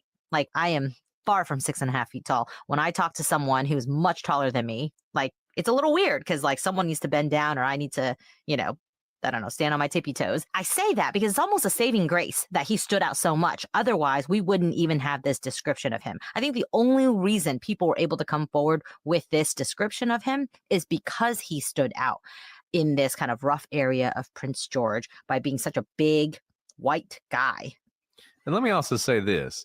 I think it's pretty evident that whoever this guy was, he actually probably did know something about the logging industry. He's able to converse intelligently about it in a way that, I wouldn't necessarily be able to do. Doesn't necessarily mean he worked in it, but he knew enough about it that he could have this conversation with Ronnie. And Ronnie thinks this all makes sense. This all sounds legit. This sounds like something that this guy, he's not just blowing smoke. And that's a great point because while we know Ronnie worked at a sawmill and, he has knowledge of this, generally this guy, if he ends up having done something bad, he is in an area that is known for being a hotspot for timber jobs specifically. So in other words, you're likely going to find people in this area who are very well versed in the timber industry. And if you yourself are not well versed in it, I think people would be able to sniff it out pretty quickly. So he doesn't know Ronnie's level of sophistication in the timber world, but we know that they didn't meet up. They didn't plan to meet there. They randomly met and struck up a conversation. And the odds of this guy speaking to someone at a pub in the middle of a hotspot for timber industry is just likely going to be speaking with someone who really knows the timber industry. All this means is this guy probably knew something, or at least knew enough to be able to pass in an area where you'd expect everyone to be. Now, another thing I was curious about too with this situation is, did this guy possibly ever stop in this place? If Ronnie went to this place more than once, maybe regularly here and there, maybe if he ran into this guy in there before, there was a little bit minimal conversation that was had before that, possibly in the past, so on and so forth. And it came back to the fact to enough to where the guy knows Ronnie's situation, maybe. And that would make some sense. A little more sense than this does. To just, I can't imagine going into a bar, running into somebody I've never met in my life, randomly having a conversation, which alcohol does do that too sometimes, but to the extent of this, I don't know. Anyway, having this drawn out conversation about my family and my dire straits, and then this guy comes out of nowhere with, well, guess what? I can save you tonight. I got a job for you and your wife. Your kids are welcome there. We can get this handled. Let's go pack up your stuff and we're gonna go tonight. I would have stepped back and went, whoa, slow down, boss. I appreciate you trying to help me, but this is a lot in an hour, you know? So I'm thinking maybe there was a buildup to this, almost like a grooming time per se, possibly. Ronnie ran into him a couple other times. Or did somebody else that knew of Ronnie's situation that he interacted with there, or knew within the town, or something like that, may have sent the big dude in there after him and said, hey, it's this guy. This is what he looks like. This is the situation, blah, blah, blah, blah, blah. Yes, those things make sense to me. Bingo, SRB. Maybe somebody else had gotten to know him prior and sent this guy in. Yeah, bingo. Absolutely my other thought. Yes, makes sense.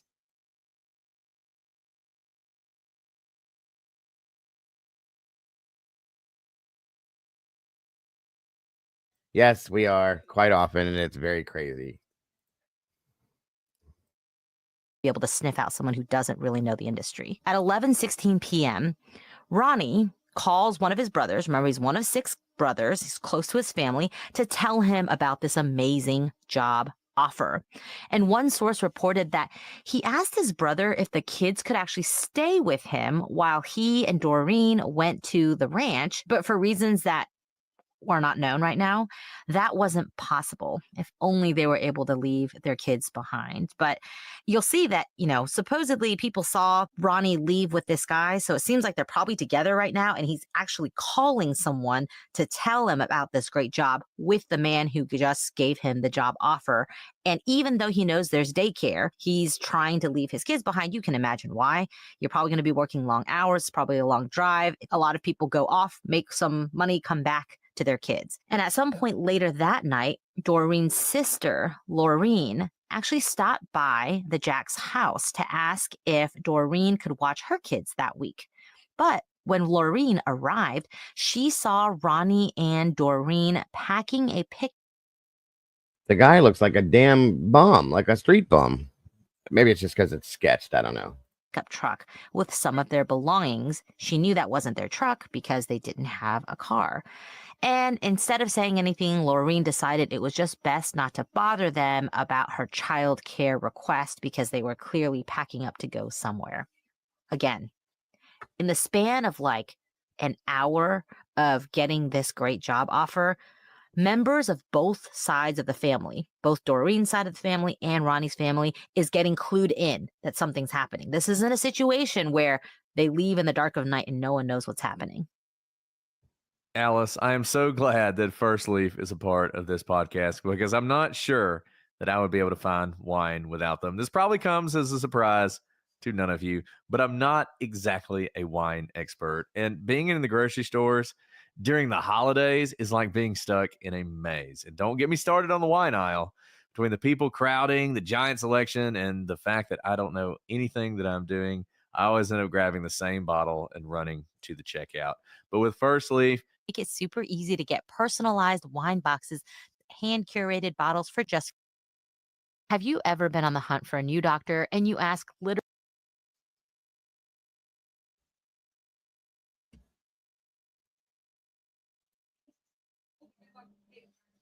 come looking for me? You know what's really interesting is no. Sorry, guys, hold on. Bots, and the average wait time to see a doctor booked on ZocDoc is between. I'm trying to skip the commercials. That's all. My apologies. Because he's the one who actually gives that description that we gave you earlier. At around 1:15, Ronnie calls his parents to tell them about the job. Now, this is 1:15 a.m., by the way. He explains to them that the whole family's going to go and they would be gone for around 10 to 14 days, but they would definitely be home in time for Russell to start school in the fall. So basically, this is kind of we're going to do an August job, make some money, come back so the kids can start school. Now, Ronnie's final words to his mother are haunting and have hung over this case since he said them, and clue you in that maybe he knew this job, it might be too good to be true. He said, "Mom, if I don't come back, come looking for me." Combine that with the fact that he was trying to find a place for the kids, and it makes you wonder if he really did have some doubts. He really kind of wanted to leave the kids behind just in case. Sure, he probably told himself, "I'm overthinking this, but Mom, if I don't come back, come looking for me." You know what's really interesting is, no, this is all happening pretty late at night. This is happening between the hours of like 11:15 and 1:30 in the morning. A lot of their family seems to be up and about. But one thing that strikes me in all of these conversations and all these interactions is maybe they had the conversation, but it's not reported, is no one said, "Why can't you leave in the morning?" Right? Like this job offer came at like 11 p.m. Likely any sort of mill, any sort of ranch is going to be closed that late at night. And if anything, they would start work at dawn when there's light, because you're going to be working out in the field. You're not working in a factory where there are lights and you're working all night, right? You're likely going to start maybe right at the break of dawn. So it's August, maybe they start at 5 a.m. So why not spend a good night at home, sleep, and then go out? And, if only they had done that. But clearly there's an urgency to all this. And it may be as simple as the man said, "I can only take you now." And they don't have a car and they're not in a position to bargain. Yeah, and this is, there are red flags, and we're going to talk about some more of those. But it's a job that's too good to be true, and one that you have to take at 1:00 in the morning. At 1:21 a.m., the Jack family is seen by that cousin leaving their home and getting into a dark-colored pickup truck. They are never seen again. On August 25th, 1989, Mabel Jack, Ronnie's mom, reports the whole Jack family missing to the RCMP. And note, this is 23 days, more than 3 weeks after they were last heard from. Now, within a couple of days, the RCMP discovered several alarming details related to this disappearance. They searched the Jack family home, and they found that they didn't take more than a couple's week worth of clothing, but it's been more than 3 weeks since they've been gone. They also spoke to logging camps in the general area and confirmed that none of them were hiring at the time. And maybe most eerily of all, the RCMP discovered that no logging camps in Canada permitted children on site for various health and safety reasons. There were absolutely no camps in Canada with daycares. And you've got to believe that Ronnie knew this, because Ronnie worked in the industry. You may not know about the regulations in Canada generally, but if you had known of a daycare, especially if you have children of your own, you probably would have heard of it. It probably would have been a primo spot, right? Got to get into X, Y, and Z camp because they actually have childcare, and I don't have to worry about that since I have young kids at home. And so again, this may have been one of those, he just knew in his gut, because he's been working at these camps before and never seen daycares, never seen other kids hanging around. But here this guy is saying, "No, bring your kids along. Don't you worry about it." And all of you listening may think, wow, a lot of red flags. There were red flags the night of. Okay, maybe it was still a great situation. Maybe they went to go work, but it was supposed to be for 10 to 14 days. Now, 23 days later, we haven't heard from them. This is all very suspect. Even more suspect, the RCMP finds a lot of strange evidence. But even with this evidence, the RCMP didn't immediately suspect foul play, despite all of the information we just told you. At some point, they even put out a statement that said, quote, "It was possible he found further employment and hasn't bothered to phone home." Where does that even come from? What they know is this guy is close to his family, so close, in fact, that the night he gets the offer and has to leave, he calls his mom and his brother around midnight, later than midnight, in order to tell them what's going on. And yet he doesn't phone home And that's certainly not what Mabel thinks. Otherwise, Mabel wouldn't have reported them missing. I mean, this is where the fury starts to burn, because any outsider, any one of us looking at this can clearly see something is not right for the Jack family. And it's not just one person. It's not just Ronnie who's off and not phoning home, even though he found further work. Doreen didn't phone anybody. She's close to her family. She, had spoken to and just seen her sister. We don't have the kids. Russell was supposed to start school. He's 9 years old. He hasn't started school. And this is just shocking.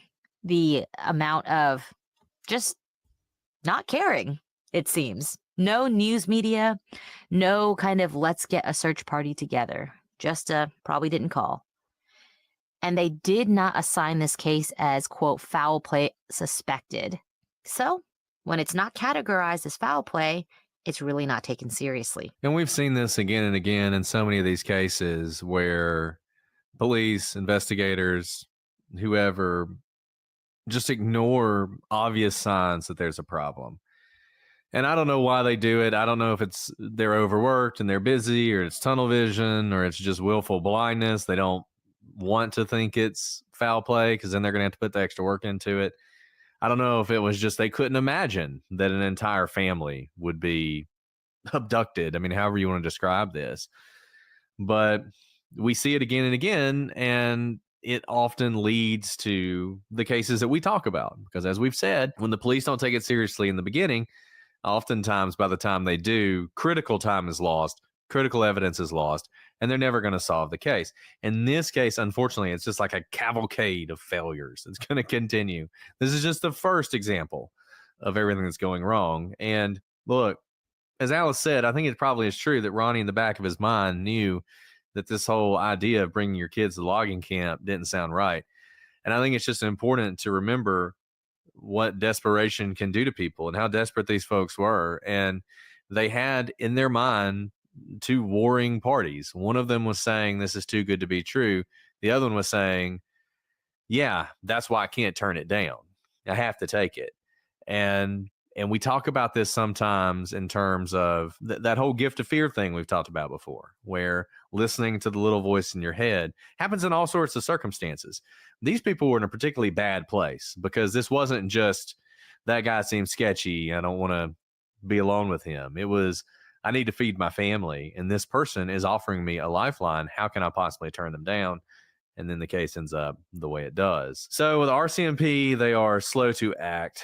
By August 29th, though, there is an alert issued in the Nanaimo Daily Free Press that read, Ron and Doreen Jack, Burns Lake, BC, call Mabel Jack. And you can imagine this is almost like a classified ad for if you have any information about this, call Mabel. And I bet this was probably something that she put out on her own, and it was probably all she could afford.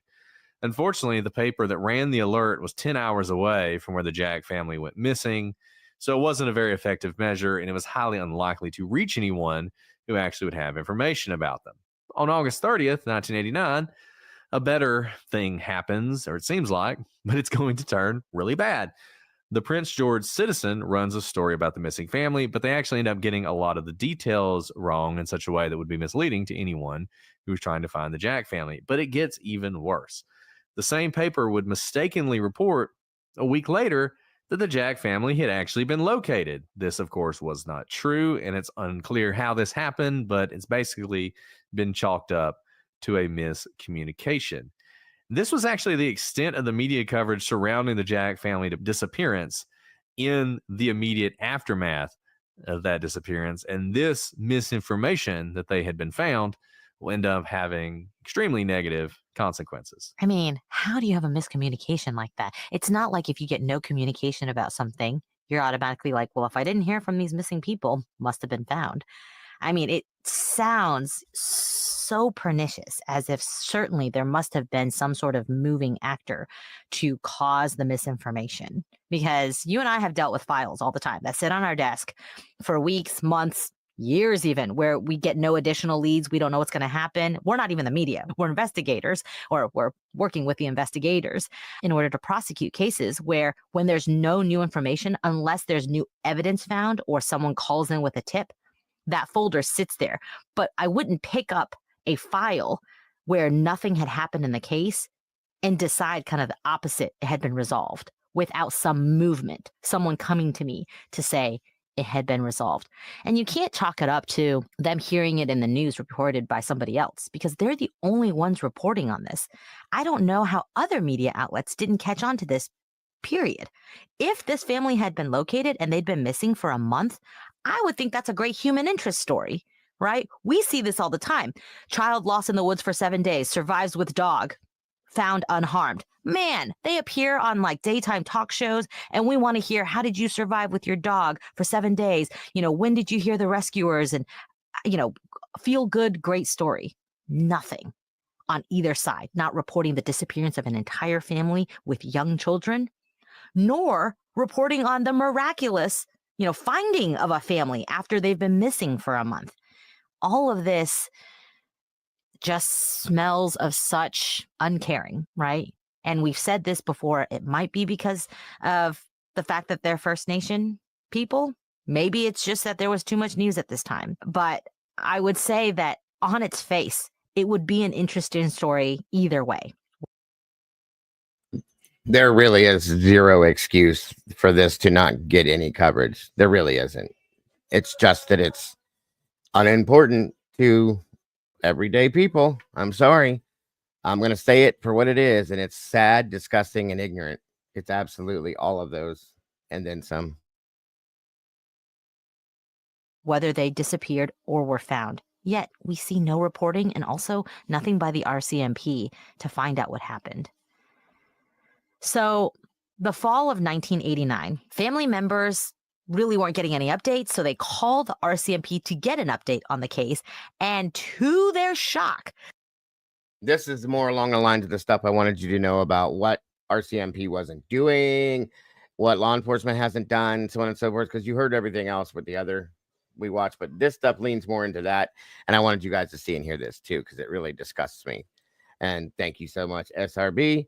And again, thank you to anybody that chooses to support our channel via Venmo, Cash App, and PayPal. Guys, we don't ever expect for anybody to do that, but guys, this is so very much appreciated when it's done, because it does help us to keep going. It pays our bills. All the stuff that we use to run this stuff, it is so very helpful, and I appreciate it so very much to anybody that does it. God bless, and thank you again. they discovered that the RCMP had actually closed the case because they were under the impression the family had been found. I suppose the impression was through the media. Again, did you hear that? They closed the case. Listen to that one more time, you guys. Blows my mind. Interesting story either way, whether they disappeared or were found. Yet we see no reporting and also nothing by the RCMP. Take care, FARQ, and God bless. Thank you so much for joining us today. I hope you have a wonderful, wonderful rest of your day. To find out what happened.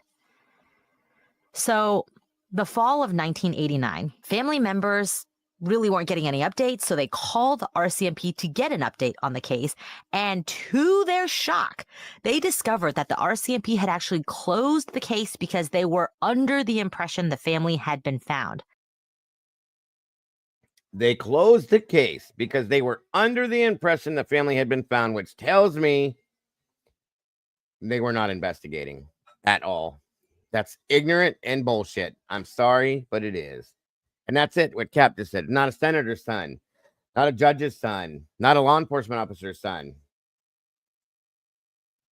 Sad, folks. It's beyond sad. I suppose the impression was through the media. How do you not know? You're the local law enforcement. How do you not know that this case is not closed? How do you not know that the family's still not found? That's embarrassing and disgusting to me. I'm sorry. Again, investigators, the ones we work with, don't rely on the media for their updates in cases. If we saw an update on a case, which does happen, we then go follow up. We go interview the family. We, at the very least, call the person who called in the people missing. Mabel, is it true? They've been found. What great news. Wonderful. I'm glad this is a happy ending. Then we close the case. We don't troll the 10 o'clock news every night to check off cases based on what the media has reported. And this is, unfortunately, it's one of those cases that it's only been covered in a few places. I feel like there's a lot of missing information. The police obviously didn't do a great job with it. Neither did the media. So it's really kind of hard to figure out exactly what was happening around this time. But it seems like one of two things happened. Either whoever it was who told the newspaper that the Jack family had been found also told the RCMP that, or the RCMP saw it in the paper and was like, oh, great, they've been found, and closed the case. I feel like the second one is not likely. I would like to think that the RCMP didn't close the case based on an article in a newspaper, which seems to mean that they communicated with somebody. They communicated with somebody who said, update, want to let you guys know the Jack family's been found. That makes you wonder, who was that person? Could that be the person who's responsible for their disappearance? Could that person have seen this newspaper article and kind of got spooked? And so calls the newspaper office, says, oh no, they found him. Calls the RCMP, says the same thing. I mean, that would be the kind of information I would think, if you're the police, you'd want to follow up on. Exactly how did that misinformation come into the public record? Because that could be something that's absolutely critical to figuring out what actually happened to them. It doesn't seem like any of that investigation was actually done. I mean, at the very least, you take down the name of the person who reports they're found. You can imagine someone pretending and not being the Jack family, but calling and say, I'm calling about my brother. He was one of 6 boys. You know, my brother's been found. It was a misunderstanding. We're good. At the very least, there would be a police report with that person's name, where they're calling from. And if you weren't going to follow up with the actual Jack family, the very least is at least to know who called that in, which I think that's right, Brett. You know, that's what I was trying to get at with the news article. It seems like there was a mover who was spouting off false information. And that person's chagrin, everyone just bought it, you know, lock, stock, and barrel without even questioning it. So the RCMP had to reopen the case at this point because despite their, quote, under the impression the family had been found, they were now hearing from the family that no, the Jack family had not been found. So up to this point, there wasn't even a case open. And when it was open, remember, there wasn't even a classification that foul play was suspected. Now, maybe something's going to be done, but yet months go by before something happens in the case. Finally, on December 19th, 1989, a composite drawing of the man the family was seen leaving with is released. And like most composite drawings, there's going to be like multiple versions because it's going to be someone drawing it as people are describing it to them. And it's hard to recreate what's in someone else's mind. You can look at these composite drawings and it generally looks like a white guy, right? Who's like youngish, not too old, not too young. And that's basically what I get from it. Again, it's in stark comparison to Ronnie and the rest of the family who don't look white. They look like they have darker skin and darker hair and darker features in general. I would say at the very least, this composite just looks like kind of the polar opposite of how you would describe the Jack family. Yeah, I mean, you know, I look at this guy and I'm not sure exactly what I think. Like the eyes, I mean, it's, you know, it's funny because it's a sketch. So, you know, it could just be the way the artist did it. The eyes are really freaky. Like he has some freaky eyes.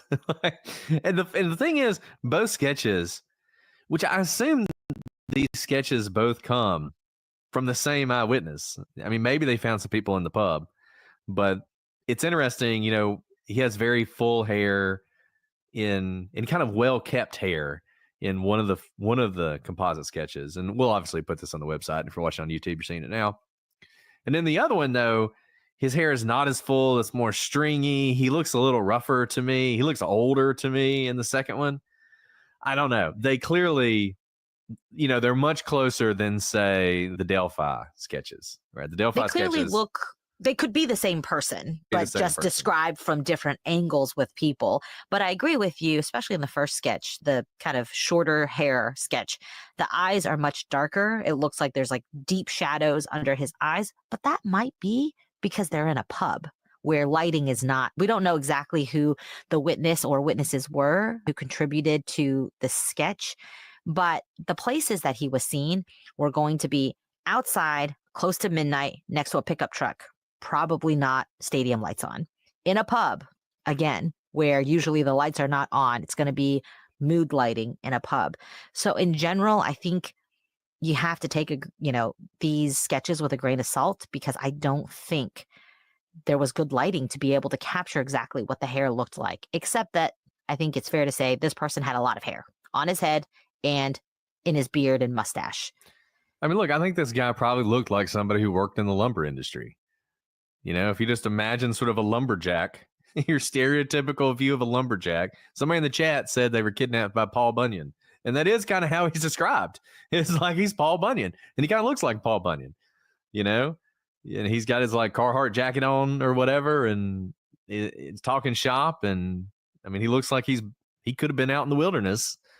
So he definitely pulls it off. But I don't know. I can see how this sketch maybe wasn't that helpful in generating leads.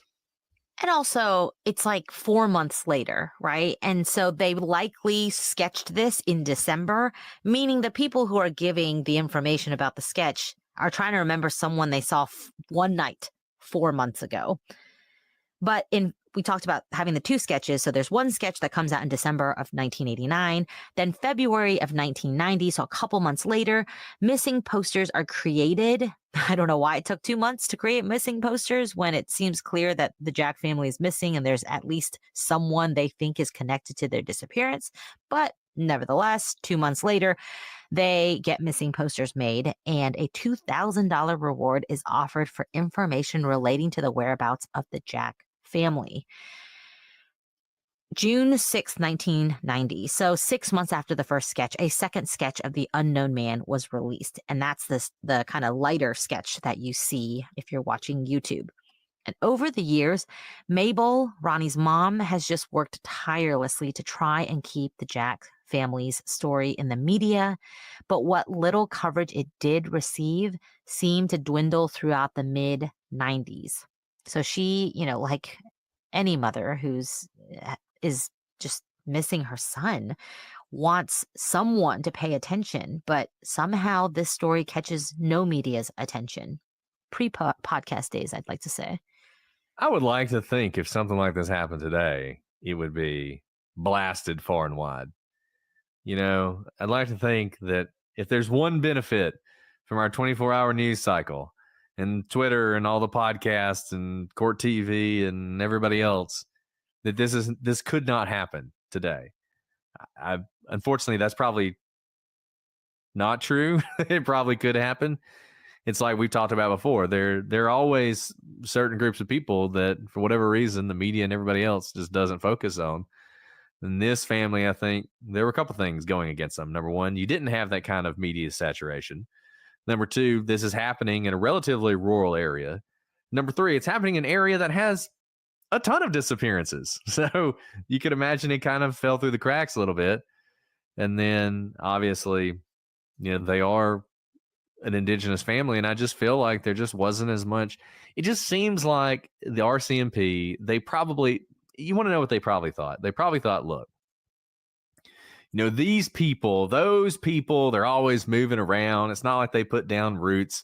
Okay, whatever. They moved to the next logging camp down the road. They'll be back. Why are you bothering us? Let us deal with the real problems, right? That is what they were thinking when they got this call. That is what they're thinking. And just to show how flawed it is, they know this family doesn't have a car. And these camps, we're not talking about this is some small, cute town where you can walk from store to store. Timber, you need land, a lot of land. There's a lot of land in between these camps. You need to somehow be able to get from camp to camp if, in fact, the RCMP's theory is correct that Ronnie found a new job and forgot to phone home. Well, you would think someone would remember hitchhiking, helping pick up hitchhikers of a family of 4. And someone else has to be involved in order to move them because they can't move themselves since they have no car. So the problem is you've already put more thought into this than they did. Like, they didn't even think about it for that long. I mean, it is certainly possible. It's just sort of a range of things when you're trying to figure out why people did the things they did. People always accuse us of speculating about things, and we do, because we're trying to figure out this stuff. I actually would like to know what was going on. And I think one possibility, and it's a real possibility, is just the people who took the reports did not care, that they just were like, honestly, not even worth my time for these people. I don't care about those people. Forget it. The other possibility is it wasn't quite that bad, but it was sort of what I was describing, just sort of like an innate discrimination against these people and an assumption that these kind of people, of course, they're going to disappear. If I, wasted my time with every time somebody from one of these reservations or reserves disappeared, I'd be wasting all my time, right? And then just maybe you had a situation where you didn't have that many officers in the area and they were a little overwhelmed, and maybe you can give them a little bit more grace. Unfortunately, I think it's probably more likely one of the first two things. I think no one, and we talk about this sometimes, it takes work to actually follow up on these things. It takes going out and looking for people. It takes paperwork. It takes organizing searches. And sometimes I just think people, they're in these situations, they don't care enough to even do that basic minimum level of work that they should have done. Just the minimum level, the bare minimum. The Prosecutors is brought to you by Progressive Insurance. Hey guys, whether you love true crime or comedy. And I just love these Huggies because they keep everything. You know how you make a missing poster?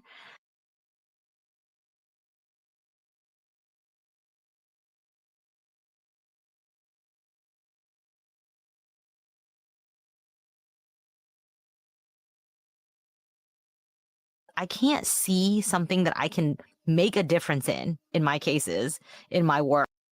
And it does seem to sound to me, you guys, like they didn't do any work on this. And if that's the case, that's really sad. Is it because it's indigenous? Is it because they're not like them? I mean, I hate to say things like that, but I'm telling you, come on. What else makes any sense? They did no work on this as far as I'm concerned. They did nothing. I don't think they went and looked for him. I don't think they put any information out through any other resources to look for him, to bring their information out there. Obviously, there was nothing on the news. I found nothing, you guys, and I mean nothing. Not one news broadcast, and I showed you guys there was one little 2x2 article put in the back page of a newspaper that nobody reads. Please explain to me how that does any good on a case, but I'll be damned. And again, God knows that I adore and love Summer Wells, okay? I was obsessed with her case. I want that child found like you wouldn't believe. But we saw the coverage that Summer Wells got. Blonde hair, blue-eyed, beautiful little girl. Got every bit of it. Anything and then some. Every bit of coverage that could be exposed, put out there to expose her. Nothing. It makes me sick, okay? And no one, that's it right there. Nobody is dispensable. Nobody is expendable. Nobody. We are all the same human beings, the same brothers and sisters under the same damn God. Why is one person better than the other? You tell me that. Why is one person treated better than the other? There's no answers to that, guys. None. Other than ignorance and disgust. That's all it is.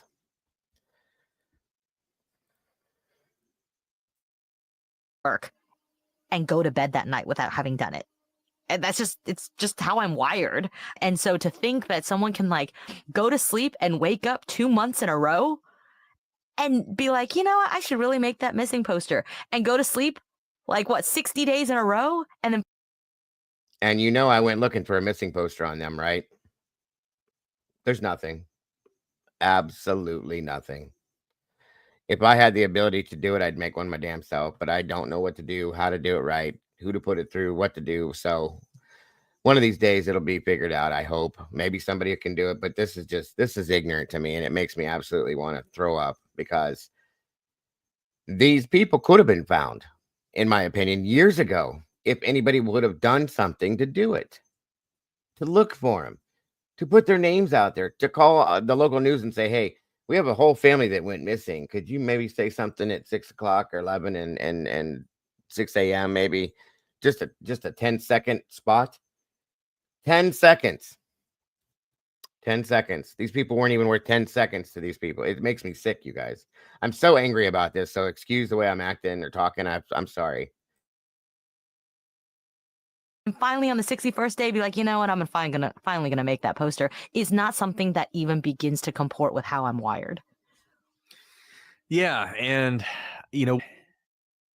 we always try and give police the benefit of the doubt because we work with them and we know sort of the things that can happen. We know the things that go on behind the scenes. We know some of the stuff that other people either don't know or ignore. But that doesn't mean that police are above criticism. Of course they're not. And they do bad things and they do things that are wrong. And this is a case where the way it was handled from the very beginning is just disgraceful. And the fact, and once again, the fact you can, you could, I've seen families have to draw them with magic marker or with a Sharpie, okay, and glue a picture to it, which is disgusting. And they didn't even do that with this. Okay, it's absolutely heartbreaking to see that. Well, first off, guys, the RCMP is a joke as far as I'm concerned. I think a lot of us already know that. But this is just uncalled for. Not any bit of this is okay to.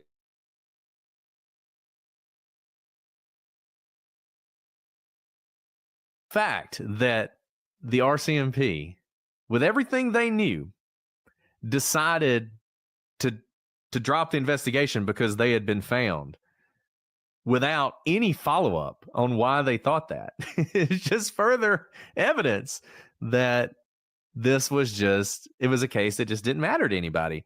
And I think eventually the RCMP, they started working this case. They did do the sketches. They did try but by that point, it'd been months. Months had passed. I mean, to give you kind of, again, well, we thought we'd cover this in one episode, Brett. Haha, we're so silly. But you know what? The fact that the Jack family got media coverage for so long, the least we can do is do 2 episodes, And so I'm fine with how much we're talking about this because none of this was talked about at the time or in the years following their disappearance. And maybe there's still hope. There are still people who are alive who might know something. But just to give you an idea that we're not making up things that the police should have done and didn't. I dealt with a lot of kidnapping cases. I would get called in the middle of the night, 2 a.m., 3 a.m., 4 a.m., when there was a child being kidnapped and they were actively tracking them, trying to figure out where they were. Thankfully, in most of these situations, the child was ultimately found. I was involved before the child was found in most of these situations because they needed warrants, pings, cell phones, whatever, right? So I'm involved. I'm not out there looking for the child, but I'm actively involved in the investigation as it's one of those emergent situations where you get an Amber Alert on your phone. It's blaring. People are looking for the white pickup truck with, a Connecticut license plate. In those situations, when we find the child and usually the adult that they are with, there is a flurry of activity to ensure that the case is wrapped up. It's not like we find the child and we're like, go home, everybody. It's 4 a.m. Go to sleep. Way to go. Another night job's well done. No. We are then interviewing like every single witness along the way. Wonderful that they're now found, but we interview everyone, including the victim, their parents, the gas station clerk who saw them. We go get the security cameras from every location that we knew they were. We, dot all our I's, cross all our T's, and make sure we have all that evidence that we were flying off the shelves getting in order to find the child. That continues, and the case continues, and that case file continues for days after to wrap it up. There is no situation where a child who we thought was found wasn't actually found, because investigators would have laid eyes on them. They would have been interviewed. They would have been given like victim services. And so we're not just making this up that there's more the police should have done. There is so much more that they should have done if they actually thought the Jack family had been found, because there were kids involved. You would think at the very least, victim advocates for these children would have interviewed them and questioned if the children were in harm's way by their own parents.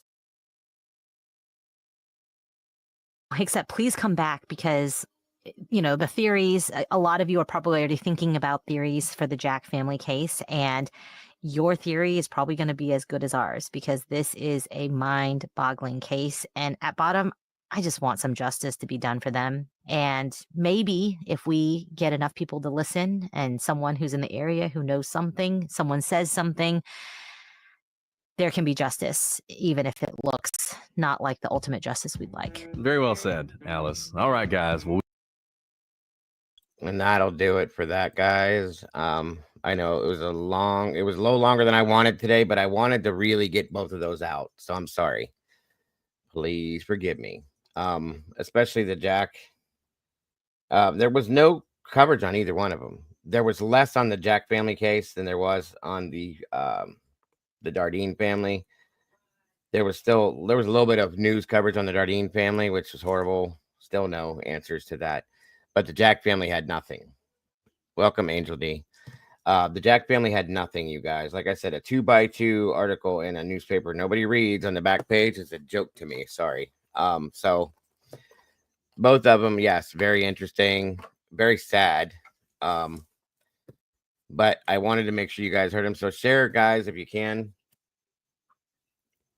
Share it out somehow. Share the link to it, whatever. That way it gets seen. I just want it seen. That's all I care about. I thank you guys for bearing with us and going a little longer than normally for this show. Like I said, I really wanted it out there. So thank you again for understanding, all of you guys that are here. I'm just, I don't understand it, you guys. I just don't understand it. I absolutely do not understand it. How do you completely ignore and blow off the fact that there's a family, an entire family that just walks out, gets into a truck one night, drives off, the whole family, and never comes back again, and nobody goes and looks for him? Nobody. It's disgusting and sad. And like I said, it's an indigenous family, and that's what the excuse is. As far as I'm concerned, because they're just not as important as the rest of us are, and I think that is unbelievably not okay. Okay. So there it is. Spread their names, guys. The Jack family out of British Columbia, Canada. Let it be known, please. Let it be known that RCMP closed the case because they thought they were found. They didn't look into it. They just thought they were found. So they closed the case. That one really blew the top off my head and made me sick. So it is what it is. Please don't go to Canada. If you live in Canada, be careful. We got some Canadians in here, and I adore them. Just don't have anything happen there, because I just don't trust the RCMP. That's all I'm saying. I just don't. Not when it comes to missing people, not when it comes to the indigenous, not when it comes to any of that. And it's very disheartening and very saddening to me that it has to be that way. But that's all. You know, it is what it is. Just be safe. Please and thank you. Yes, safety. I'm wishing and willing safety to all of our Canadian family up north there. They claimed they thought they were found. Yeah, that's it right there, Eddie. They claimed that's the answer they gave. What the truth probably is that, well, what I believe the truth is they just didn't care. It was unimportant. It was a poor First Nation family that didn't give anything to society, their society, that they needed. So therefore they were unimportant. That's the answer that I want to give. That's the answer that I believe is the truth. And that is a problem, folks. We have so many. Go look it up. Go Google it. Go look how many First Nation people are missing right now out of Canada. It's going to blow your mind. Okay. It's absolutely disheartening. So again, thank you guys. Yeah, and that's it right there. You can never, ever, ever take someone else's word for it, especially not there. You would think that you could trust in law enforcement to be able to handle something like that, but I guess not. Brian said my sister's first husband was Canada. Got you, Brian. Got you. Like I said, just go Google, guys. How many First Nation people are missing right now? It's so sad. And I can promise you that probably 93% of them aren't even haven't been looked for. That's the other side of it that bothers me. So unbelievable. So anyway, Mama Bear, thank you for sticking here for so long. I know you got stuff to do. I'm sorry that it took so long again, you guys, but I wanted both of these cases to be fully heard. The first one was a little more long-winded than I thought. I forgot the man talked through the end of it. He talked probably for the last hour or 45 minutes of that. He talked about the same things again and again. So I'm sorry about that. We'd have been done a lot sooner if it wasn't for that. And like I said, I just wanted every bit of the story, both stories to be heard because I think they're both very important. Neither one got, any airplay or any kind of airtime or anything like that to give some information on them to maybe help in some way. But, I did the best I could. I hope you guys have an amazing rest of your day. The boss lady is home today and we're in the midst of spring cleaning. So I don't know if you'll see me or not. If you do it, maybe later on. So I would love to be in here. She's the boss and I got to do what she got to tell me. You know what I mean? So yeah. That is what it is. But I hope to see you guys later because I enjoy these dual shoot or 2 shows a day thing. So it is Friday though. And if all you hard workers are home for the day, for the week, I hope you enjoy your rest of your weekend, guys. If I don't see you tonight, I promise you'll see me in the morning for the morning show. And tomorrow night for the Creepy Unexplained and Scary Saturday nights, we're going to be looking into a situation. For those of you that didn't hear me earlier, out of actually it happened in Russia, you guys. It's Hamar Daban Pass, and it's you guys have heard of the Datlav I think I'm saying it wrong. Datlav Pass and Donner Pass and all those things. This makes those look like somebody went on a little country hike. Okay, this is crazy. So we're gonna be looking into that and some other stuff that goes along with that tomorrow night. For those of you that are interested in the supernatural, paranormal, creepy, unexplained type stuff, well, that's what it's all about. And I hope to see you guys there for that. I'm hoping I might see you guys tonight just to hang out or whatever, if nothing else. And tomorrow morning for the morning show that won't be anything like this. It'll just be, it is. Mama Bear, thank you for your time. Everybody, I hope you guys subscribe to Mama Bear. Hit the like button over there. Notification bell so you don't miss nothing. And I am now a mod for Mama Bear. Yes. SRB thought that she was the only one that got it. And then I got it. So haha, hee hee, ho ho. So did Alicia. Whatever. Anyway. they thought they were gonna rule over there, and then you gave it to me, and I was like, you think so? Anyway, I'm just kidding. I love you guys. You know it. Yeah. Anyway, I'm glad that we got to do this. I'm glad we got the dual streaming thing back up. Yes. Now look at Tomboy. He's got the hurt feelings now. I had to just grab a couple and throw them in there. Yeah. It's okay. You guys are here, or am I not important anymore? Everybody wants to be with you. Look at Stormy. I know. Everybody wants to be with you. It must smell that bad over here, I guess. I don't know. Whatever. Whatever. Anyway. It was an emergency situation. That's why it happened, you guys. So don't worry about it. You guys have an amazing rest of your night. If I don't see you, amazing rest of your day. Brian, everybody that was in here, it's wonderful to see you all. Everybody else, it's wonderful to see you all. I hope you guys have a great, great day. Don't forget to love yourselves, love each other. Don't change a thing about yourselves. You guys are the beautiful people, and we will see you guys very, very soon. Bye-bye. Bye. I'll see you later.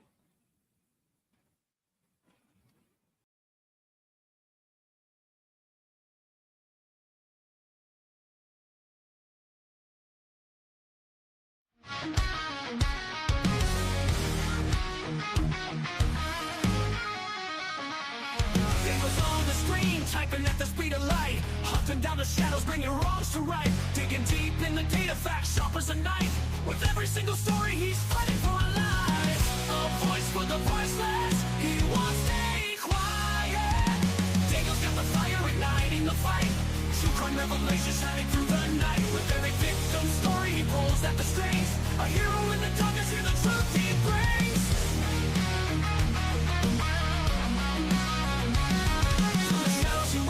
Streaming loud and clear, cracking cases, open hearts filled with fear. His channel's a beacon in a world gone wrong. He guides us through the chaos, a soldier so so strong. The clicks and the likes, they follow his lead. With every new case, he plants a new seed. Sharing their stories, giving hope where it fades. Daniel's a warrior through the trials he waits.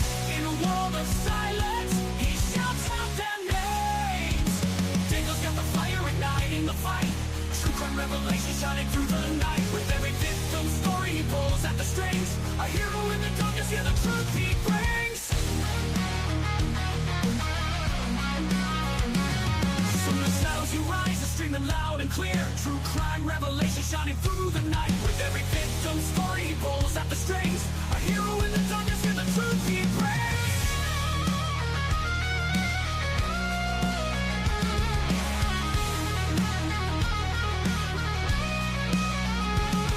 From the shadows and loneliness, he won't let us fall. Bringing the truth out, answering the call. For every soul forgotten, he's here to stand tall. Tangle the genuine, he'll always give it his all. Dangle's got the fire igniting the fight. True crime revelation shining through the night. With every victim